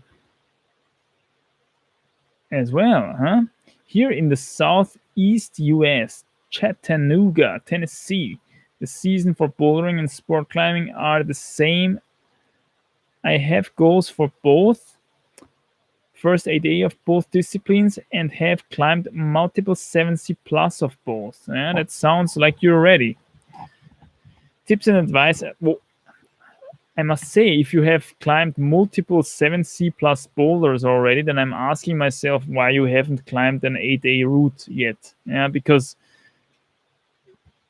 if I would compare these two things, I would say the 7C plus boulders is a bit of a harder to accomplish goal compared to an 8A route. But anyway, tips and advice for being consistent in both. Things I should definitely do, things to avoid, etc. I'm feeling strong and feel great, but about the season, but want to attack it the smart way. Yeah, man. Essentially, if you have access to both in an outdoor setting, and you have the privilege to make use of that and spend some time outdoors, then I would do both parallel. Yeah. Or could you do any smarter, more sophisticated approach? Maybe you've got this kind of really hard boulder 8A route, your first 8A, quote unquote, so to say, as a project already. You maybe you found something already. What you could do then is do some 2-3 weeks of only outdoor bouldering to get the max strength done, and then switch on the sport climbing setting, do 1 week of sport climbing, maybe already get onto your project, and then simply crush that project. Yeah, this should be very well possible with the gains that you've made during the outdoor bouldering. This could be an approach, but honestly, if you have access to both, simply make use of it. Do both. Outdoor bouldering is just such a nice training for outdoor route climbing. I would not even hesitate to just spend a lot of time outdoor bouldering. Yeah, in the end, it's just an amazing training. Ooh, we've got Chili Chat back in the chat. What's up, Chili?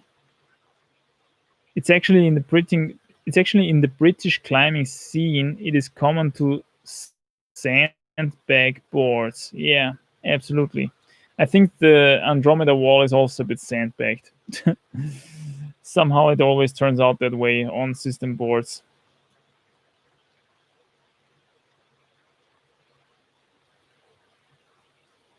Jordan Heller asks an interesting question. Would you buy something for cheap from a large company, for example, Amazon, or more expensively from the local store? So here's the kind of dilemma that we're faced with when it comes to this kind of subject, in my opinion. In the end, the question is who has the better service? Yeah, who has the better service? The problem with Amazon is that they just simply have a very good service. You can buy very specialized things if you know what you're looking for, uh, and you can get it delivered to your doorstep with Amazon. Yeah, this is of course problematic for the local stores. However, if you are a specialist, yeah, you still have a Existenzberechtigung, a justification for existence.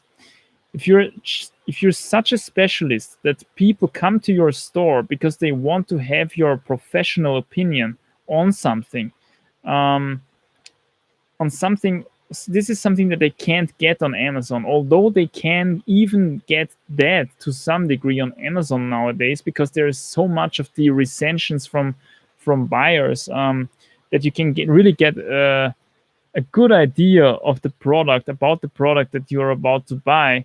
Of course, Amazon is really smart that way. Yeah, so they try to implement that in their buying experience as well. But what could save the small stores is that they have really good customer interaction, and they have really good service in just finding the perfect product for the customer. And how do they do it? They have more information than the customer. Okay, I would do the same. If I was looking for something that I have personally relatively little idea about, well, then I would rather go into a specialized store than buying something that I don't know anything about from Amazon. Yeah, this is the existence justification for the small store stills. The problem is who works in all the stores nowadays. Is it really people who have a lot of idea about what they are selling, or is it just not some sort of bored dude who doesn't really not know what else to do, so he works there to make his bucks but doesn't really have any clue about what he's selling? This is the problem of modern stores. In the end, they have lost their justification for existence because they are not specialists anymore. They themselves have become cheap and with a very bad service. And then, of course, you have the internet nowadays. You can research a lot of stuff yourself. Simply, you can watch a lot of reviews on YouTube, and then you just go to Amazon and buy the best product. Yeah. So it's kind of you're bypassing that process.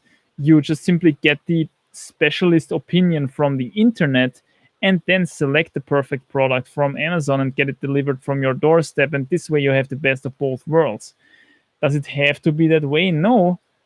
uh, very specialist shops will still prevail because their ability to select perfect products for their customers is something that they can't get from the internet, or that they can only get from the internet if they put a lot of effort and hard work and time in, and maybe they don't want to do that.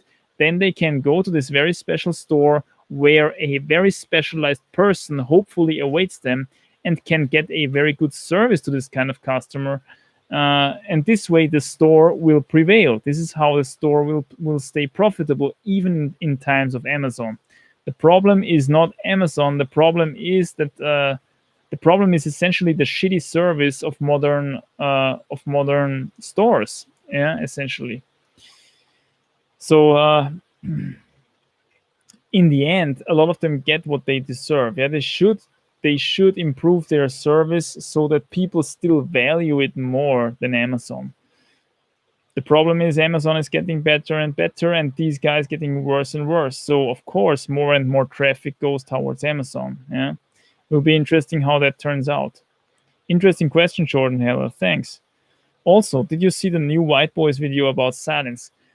I just clicked on it to read the description because last video already someone said someone made a comment on the chat that I should check out the description on the video because actually Adam himself made a comment on how they checked out the route, and yeah, I wasn't really impressed because I thought, okay, the guy found a completely new solution for this whole boulder problem, and now the route is potentially 2 grades easier or something like that. Whereas in reality, they just found a couple of moves that they could link inside of the crack, because they figured out a way how to jam the crack. But in fact, the way how they jammed it, it's not really possible to even get into this body position from coming from the bottom. Yeah. So this is something that Adam pointed out, and this is a bit of a there's a bit of a disappointment because then in the end it doesn't really make a lot of difference. Yeah, for Adam said in the comment that for him still the route would not be easier that way because he couldn't really figure out how to get into that position even. Yeah. Also, the guy used super flat shoes to get his toes into the crack, which is something that is not possible on the rest of the route, where you need a nicely supported soft shoe. Yes, a downturn shoe essentially. So yeah, it's not really a kind of eye opener or anything like that. I have the feeling. Jean Ramses says, "Thanks for the answer." Rain Bruin says, "Which YouTube channels do you often watch?" Good question. Um, Believe it or not, I watch very, very, very little climbing content on YouTube. I have the feeling that I spent enough time with climbing in the rest of my life already, so I don't need to spend even more time on YouTube. Things that I watch is a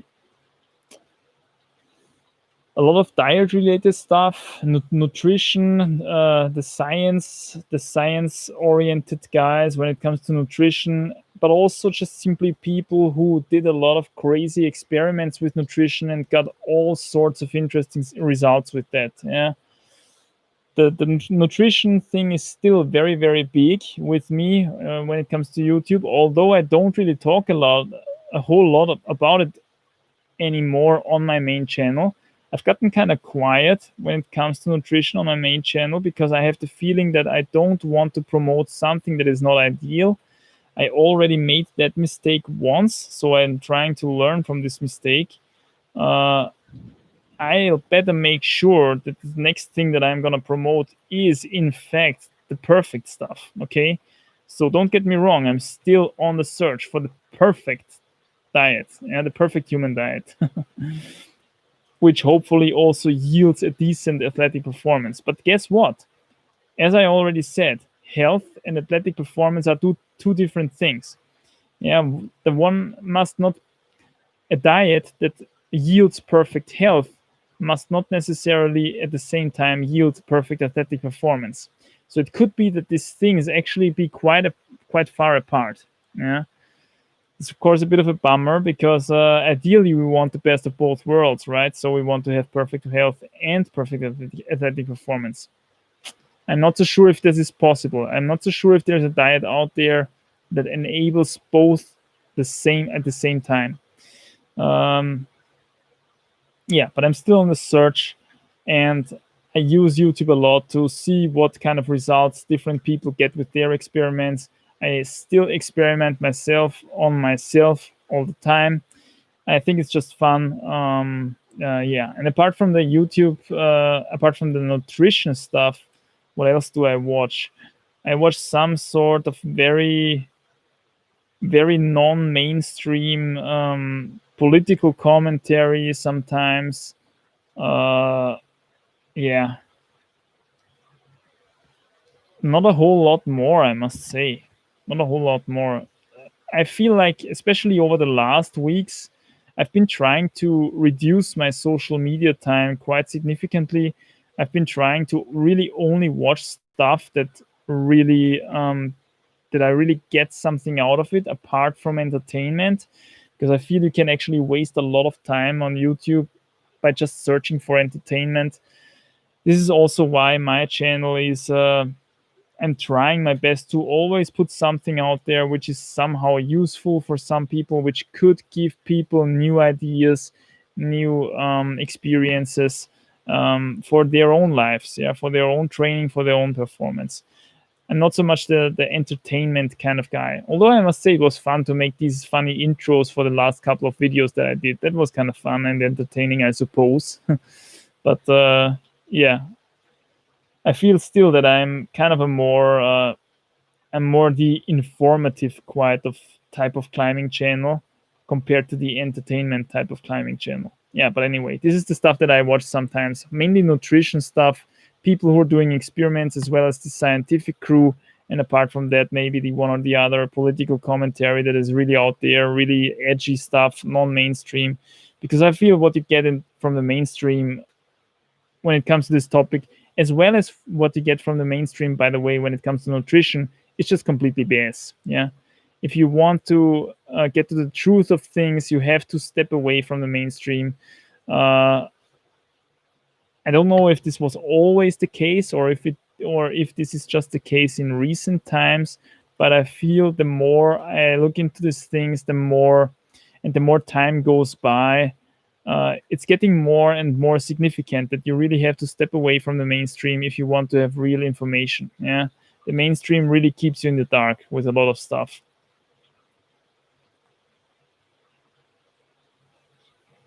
JK says, "Thanks for answering. Was a pleasure, man. Have you watched the new Christopher Nolan film Tenet?" No, have not. Haven't even heard of it. James the Song Cook says, "Hey Manny, what FRs have you done? What first ascents have you done? And what are your biggest strengths slash weaknesses in climbing currently?" First ascents I did mainly combination attempts of certain routes which haven't been combined before I climbed them. Some stuff in the Adelsgräben to the south of Vienna, which is hard 8C, I think, essentially an 8A plus slash B into a soft 8B plus. Then we have in the Hurtlucken, which is a crag around Graz, another combination ascent, essentially a soft 8C into the crux of an 8A plus, which amounts to a hard 8C, I would say, roughly. Other first ascents. I did one first ascent in Leonidio of an 8B route, actually pretty cool 8B route in the Camares sector. I think this route is now called Pizza Me to Happy, or no, it's Heraclis or something like this. Back then it hasn't still a name yet. Okay, so I didn't really know what I was climbing. It was just a pretty cool 8B line, yeah, in Leonidio. And apart from that, yeah, there was this other 80 plus line in Leonidio in the St. Nicholas sector. It's just super weird tufa line with a boulder crux, super sketchy boulder crux. I remember this was another first ascent. Not really much more. I don't really have a lot of first ascents in my belt, so to say, under my belt. Yeah, just a couple of combinations. Those were the hard ones, and a couple of just not yet climbed, freshly bolted routes in Leonidio. Thanks, by the way, for bolting. Yeah, this is something that I wasn't aware of back then. That you have to really give credit to the people who bolt this kind of stuff. Yeah, they put a lot of work in. They put a lot of effort in. I have never so far yet bolted a route. I have only had the pleasure to consume what someone else bolted. And this is a lot of work. Bolting is a lot of work. It takes a lot of resources. So thanks to all the people out there who do the effort, yeah, who go the effort and put up new routes. This is amazing. Um, keep doing what you're doing. Although I must say, please don't overbolt certain certain areas. Yeah, there's quite a significant trend to overbolting over the last couple of um, years because it's profitable as well. Yeah, you can sell climbing books that way. So the climbing guides, that is. So your biggest strengths and weaknesses in climbing currently? Well, at the moment, as I'm still getting back into climbing from a longer break, I would say that finger strength is very much my weakness at the moment. It's getting stronger by the day as I'm riding the comeback wave. I have the feeling, but finger strength at the moment, at this very moment, is a weakness. Strengths, my biggest strength in this at this given moment is that I know a lot about the sport in the meantime. I just simply know a lot about the sport. I know a lot about conditioning. Conditioning, I would say, and the consequence that I have with conditioning, this is a strength of mine in the meantime. And another strength might be the mental strength. I'm not a guy who tends to get nervous, to fail on a project because of nervousness. It's not my kind of thing. If I'm strong enough, usually for a project, then I can climb it relatively safely. Yeah, this is a strength, I would say. I mean, this kind of mental strength. So yeah, conditioning, which is essentially knowledge about climbing and conditioning, and mental game are my greatest strengths currently. Jordan Heller says, yeah, in this video, they basically said it was just made for the sake of making it, and he couldn't do the move to enter the crux. Yeah. Yeah.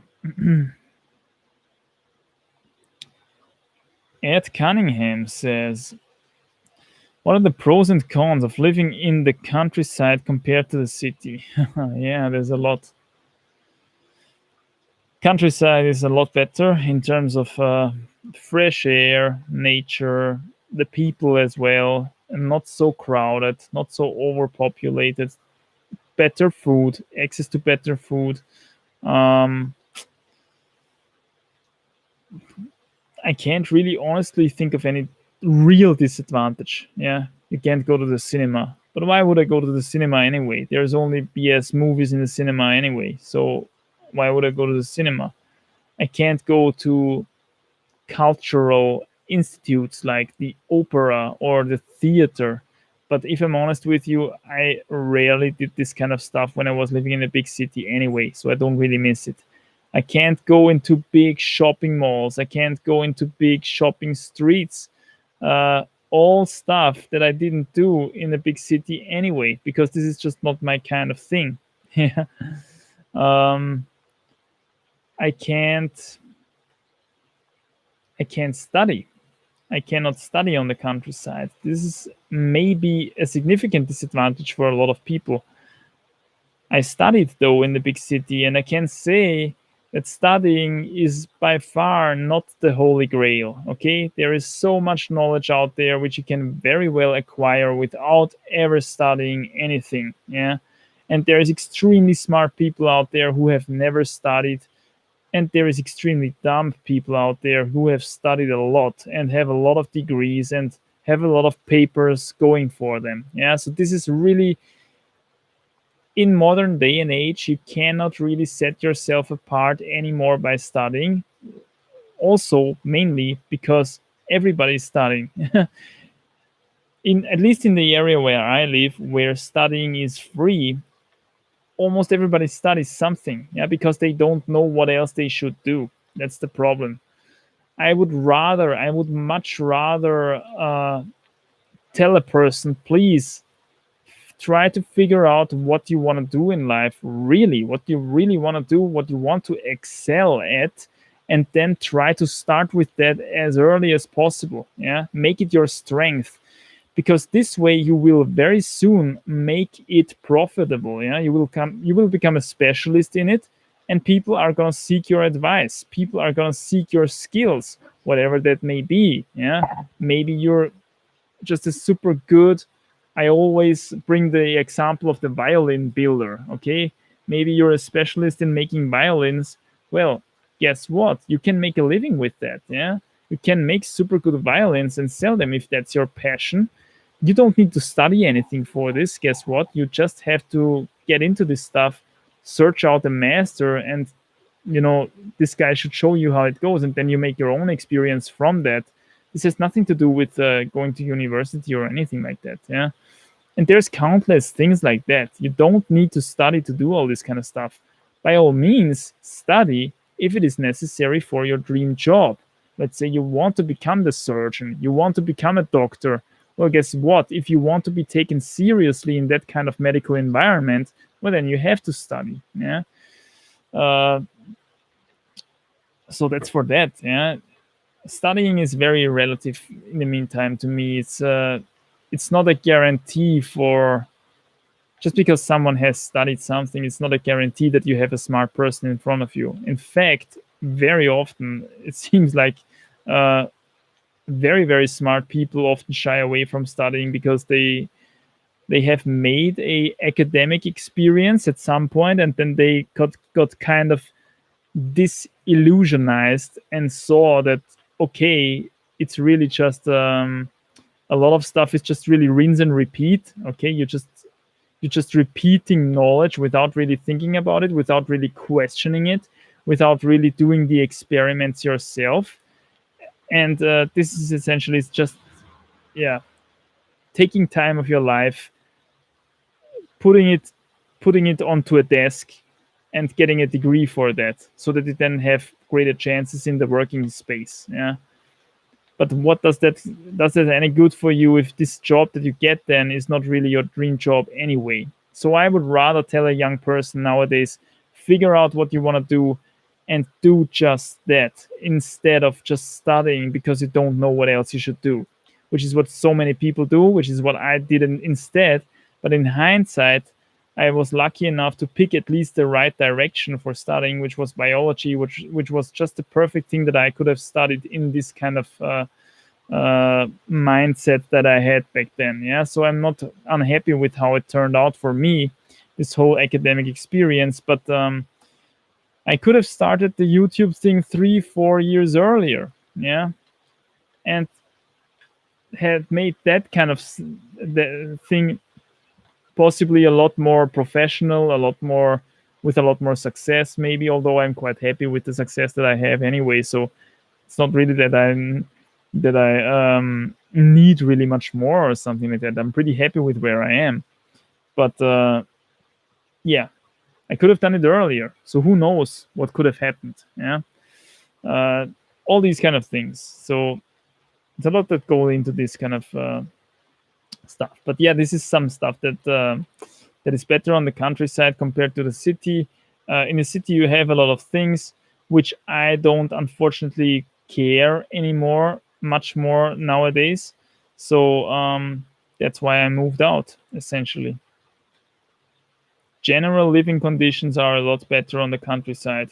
I don't know any disadvantage of the countryside in terms of general living conditions when it comes to food, fresh air, water, and all that kind of stuff, nature. It's just simply better. Yes, Matab says, do you meditate? And if, what's your experience? Hmm. Nowadays, not really anymore. I had a bit of a meditating phase when I was in the high carb vegan thing. Looking at it now, it was maybe because I was so agitated all the time. I was a little, you know, not as grounded. As grounding is really the perfect wording for this. I was just not as grounded as I am nowadays. Nowadays, I don't feel the need to meditate so much. About what should I meditate. It's kind of okay when they talk about meditating, is actually about letting go of thoughts and everything, right? But it's not like I have to battle a lot of thoughts in my head all the time and I'm so stressed out and everything. I'm just a guy who simply does what he likes to do. I don't feel the need to meditate some stuff away, or I don't know, to return to my calm self or something. I am my calm self all the time. Yeah, so there is no real I don't really feel the need to meditate nowadays anymore.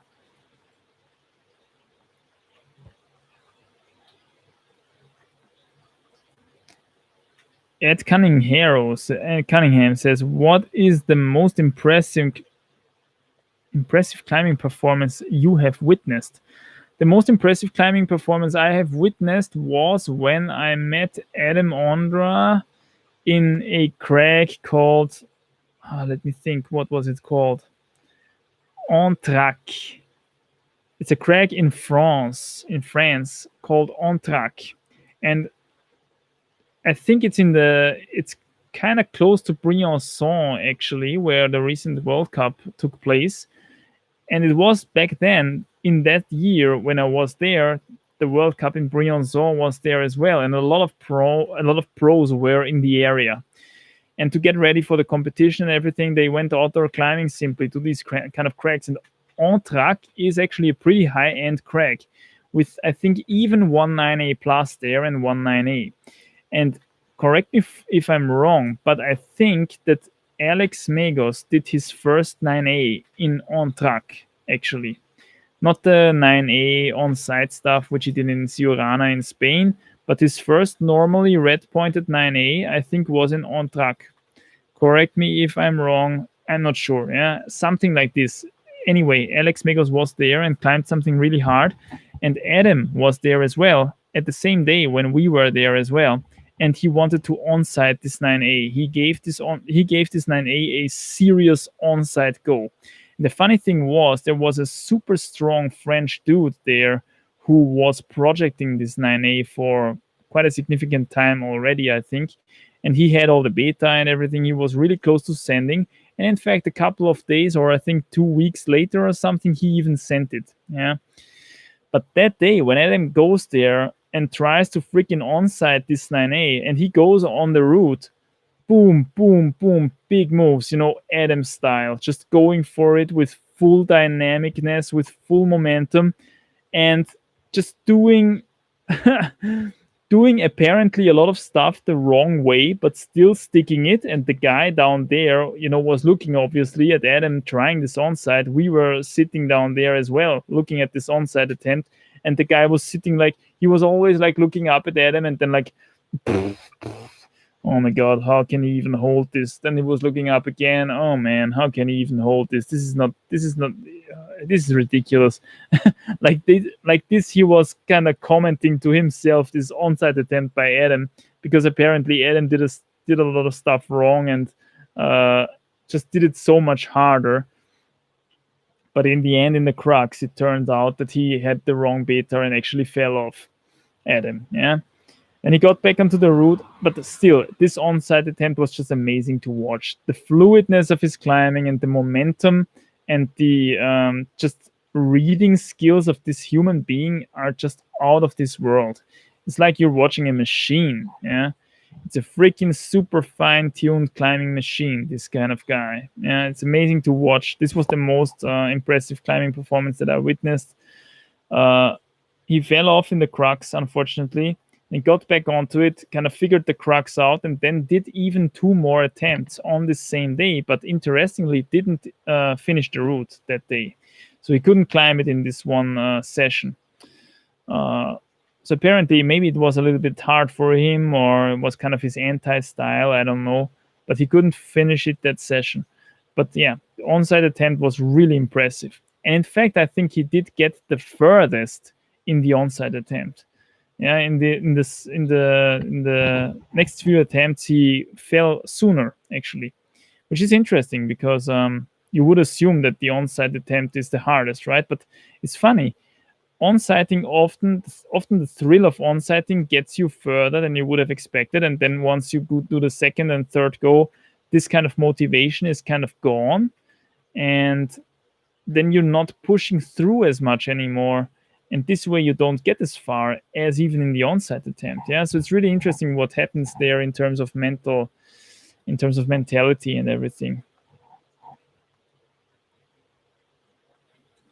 Jens Saha says, "Hey Manny, what is your opinion about nutrition and timing the day before send day?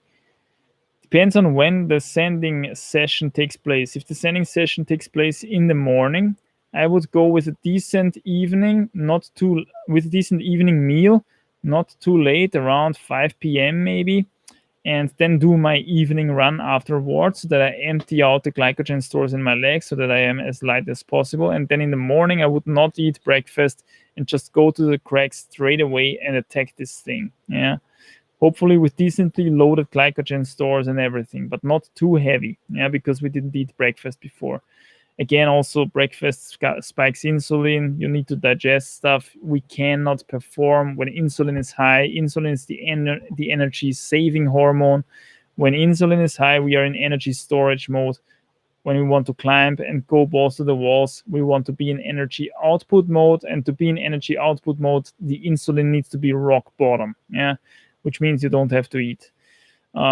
If the sending session is in the afternoon, though, I would go with a decent breakfast and then fast throughout the day and then attack the project once the breakfast is digested. Yeah. Guys, wow, I have the feeling these 2 hours of stream went by really, really quickly. It was a really dense stream, a lot of good questions, amazing to answer these questions. What a stream. Now it's more and more becoming time to actually go to sleep, my friends. I need some rest. Day was really intense. In fact, the past few days were pretty intense for me. A lot of training, a lot of coming back. Jean Ram says, so what do you want to do in life? What do you want to excel at? Dude, you're asking tricky questions. What do you want to do in life? I want to stay as healthy and as fit as long as I can. I want to, on this path, inspire as many people as I can to stay fit and healthy as long as possible for themselves. I realize more and more that, especially in the Western world, as we call it, yeah, in the more developed countries, there is a war on health. There is a war on real health. Yeah. The problem is that real health is not profitable, which is why the system attacks real health. The system wants the most possible profit for whoever, yeah, for the system itself. It wants to have black numbers and it wants to have high black numbers at the end of the year below a certain calculation. Yeah, this is what the system wants, regardless of whether that's good or bad for the people that work in this kind of system. And it's just so that profitability favors unhealthy people. Yeah, unhealthy people need a lot more medication. Unhealthy people need a lot more crutches. They need all sorts of conveniences to be able to go about their lives. Unhealthy people are a lot easier to control. Yeah, you can feed them a lot of propaganda a lot easier, and it goes on like that. Yeah, so we are living in times where there is a war on health. So the person who is able to preserve health and even preserve health in others in these current days, in these current times, this is someone who has the most valuable resource in his hands. I mean, real health was always the most valuable resource throughout human history. This hasn't changed. It is just so that this is so much under attack nowadays that we don't really see it anymore. Yeah, in this kind of world, that at least in the kind of world that I live in. Yeah? I don't know how it is in your kind of situation, but essentially that is it. Yeah. Real health is attacked. It is attacked by the choices that they give you, by the food choices that they give you in the supermarkets. This is why I always say try to boycott supermarkets as much as possible. Buy from local producers. These people still exist out there. You just have to find them. You vote with your wallet, okay? You don't vote with your vote in your stupid political discussion and stuff like that. The world moves into a certain direction anyway, regardless of the political leaders that are in power in a certain time, in a certain place. Yeah. The world moves towards a very interesting, I might say, very strange position anyway. Yeah. So you can't really vote with your political vote. What you can vote with though is with your wallet. You can decide what you want to, which kind of industries do you want to have prospering, and which kind of interesting you want to have dying. Yeah. Now the masses, of course, support McDonald's, Coca-Cola, supermarkets, and all that kind of stuff. So it is, in the end, it is a war that you cannot win. Yeah, health is just going down, and it's just going further. It will just go further down the drain. However, there is some people who have realized this and are trying to step out of this spiral, this downward spiral, and these are people, yeah, that I would like to pick up. I would like to inspire them and maybe get them a little bit healthier. Although I must say, yeah, healthier and fitter. Yeah, but again, athletic fitness is not health, and you cannot generate health via sports. This is also something that I have realized. Yeah, many people think, okay, I have to go running 2 times a week because then I get healthier. No, health has solely something to do with diet and having very little stress and following a very, very natural lifestyle, essentially following that kind of natural lifestyle that nature has shaped for us human beings. Nature has shaped a certain kind of lifestyle for any one of its creatures out there. And if that creature goes against these laws, well, the creature will not thrive. It will go down at some point. Yeah. And in just the same manner, we have to follow these kind of natural laws. And this includes what we eat, the way we live, how we need a partner, how we need to have a family, how we need to live in nature. We need to breathe fresh air. We need to have sunlight. We need to see sunlight from time to time. How all these kind of things, yeah, they work together to produce hopefully, ideally, a healthy human being. I have the feeling, if you ask me personally, that diet really plays a huge role in this kind of topic. I'm feeling that I'm getting closer and closer to what is actual real health, yeah, induced by diet. I'm just at a point where I cannot really uh, talk about this yet because I still am not sure. And as I've said before, I don't want to propagate something that in the end should turn out to be wrong again. Yeah, this is a mistake that I already did once, and I don't want to repeat this mistake. But once I figured this stuff out, my goal is to to get as many people, to inspire as many people as possible to get their health back on track, and then on this health basis, you can actually build up some sort of athletic performance as well. And this is, of course, awesome. Yeah, having athletic abilities is fun. It is amazing. It makes life worth living. Yeah, for a lot of people, it's just fun to be able to move around, to have a functioning body and everything without pain, without too many illnesses that drag you down, all this kind of stuff. Yeah, this is not necessary. I don't feel this is necessary. It doesn't really exist in nature as well. This is just all a consequence of our really unnatural lifestyles that we just so have nowadays, uh, which are very profitable lifestyles, though. Yeah, this is why they exist. This is why the system wants you that way. And on that note, I would say, finishing up this stream with a really interesting topic, I would say, my friends, we're on there for 2 hours and 13 minutes already, 14 minutes almost. Drop a like on the stream if you enjoyed it. Drop a comment. Uh, Already save your questions if I didn't get to answer them. I'm sorry. Save your questions for the next stream. I'm going to be here again on Sunday, 9 p.m., same time, same place as usual. If there is any changes, I'm going to announce them. Guys, I'm glad that you posted such interesting questions. today. Was fun to answer them. I will see you soon, my friends. I think in the next video on the main channel, actually. Yeah. So, yeah, see you there. Have a good night or whatever time it is from where you have watched this kind of stuff. I hope the audio and video was quite decent, despite we having spent some time in in a thunderstorm here. It was a stormy stream, so to say.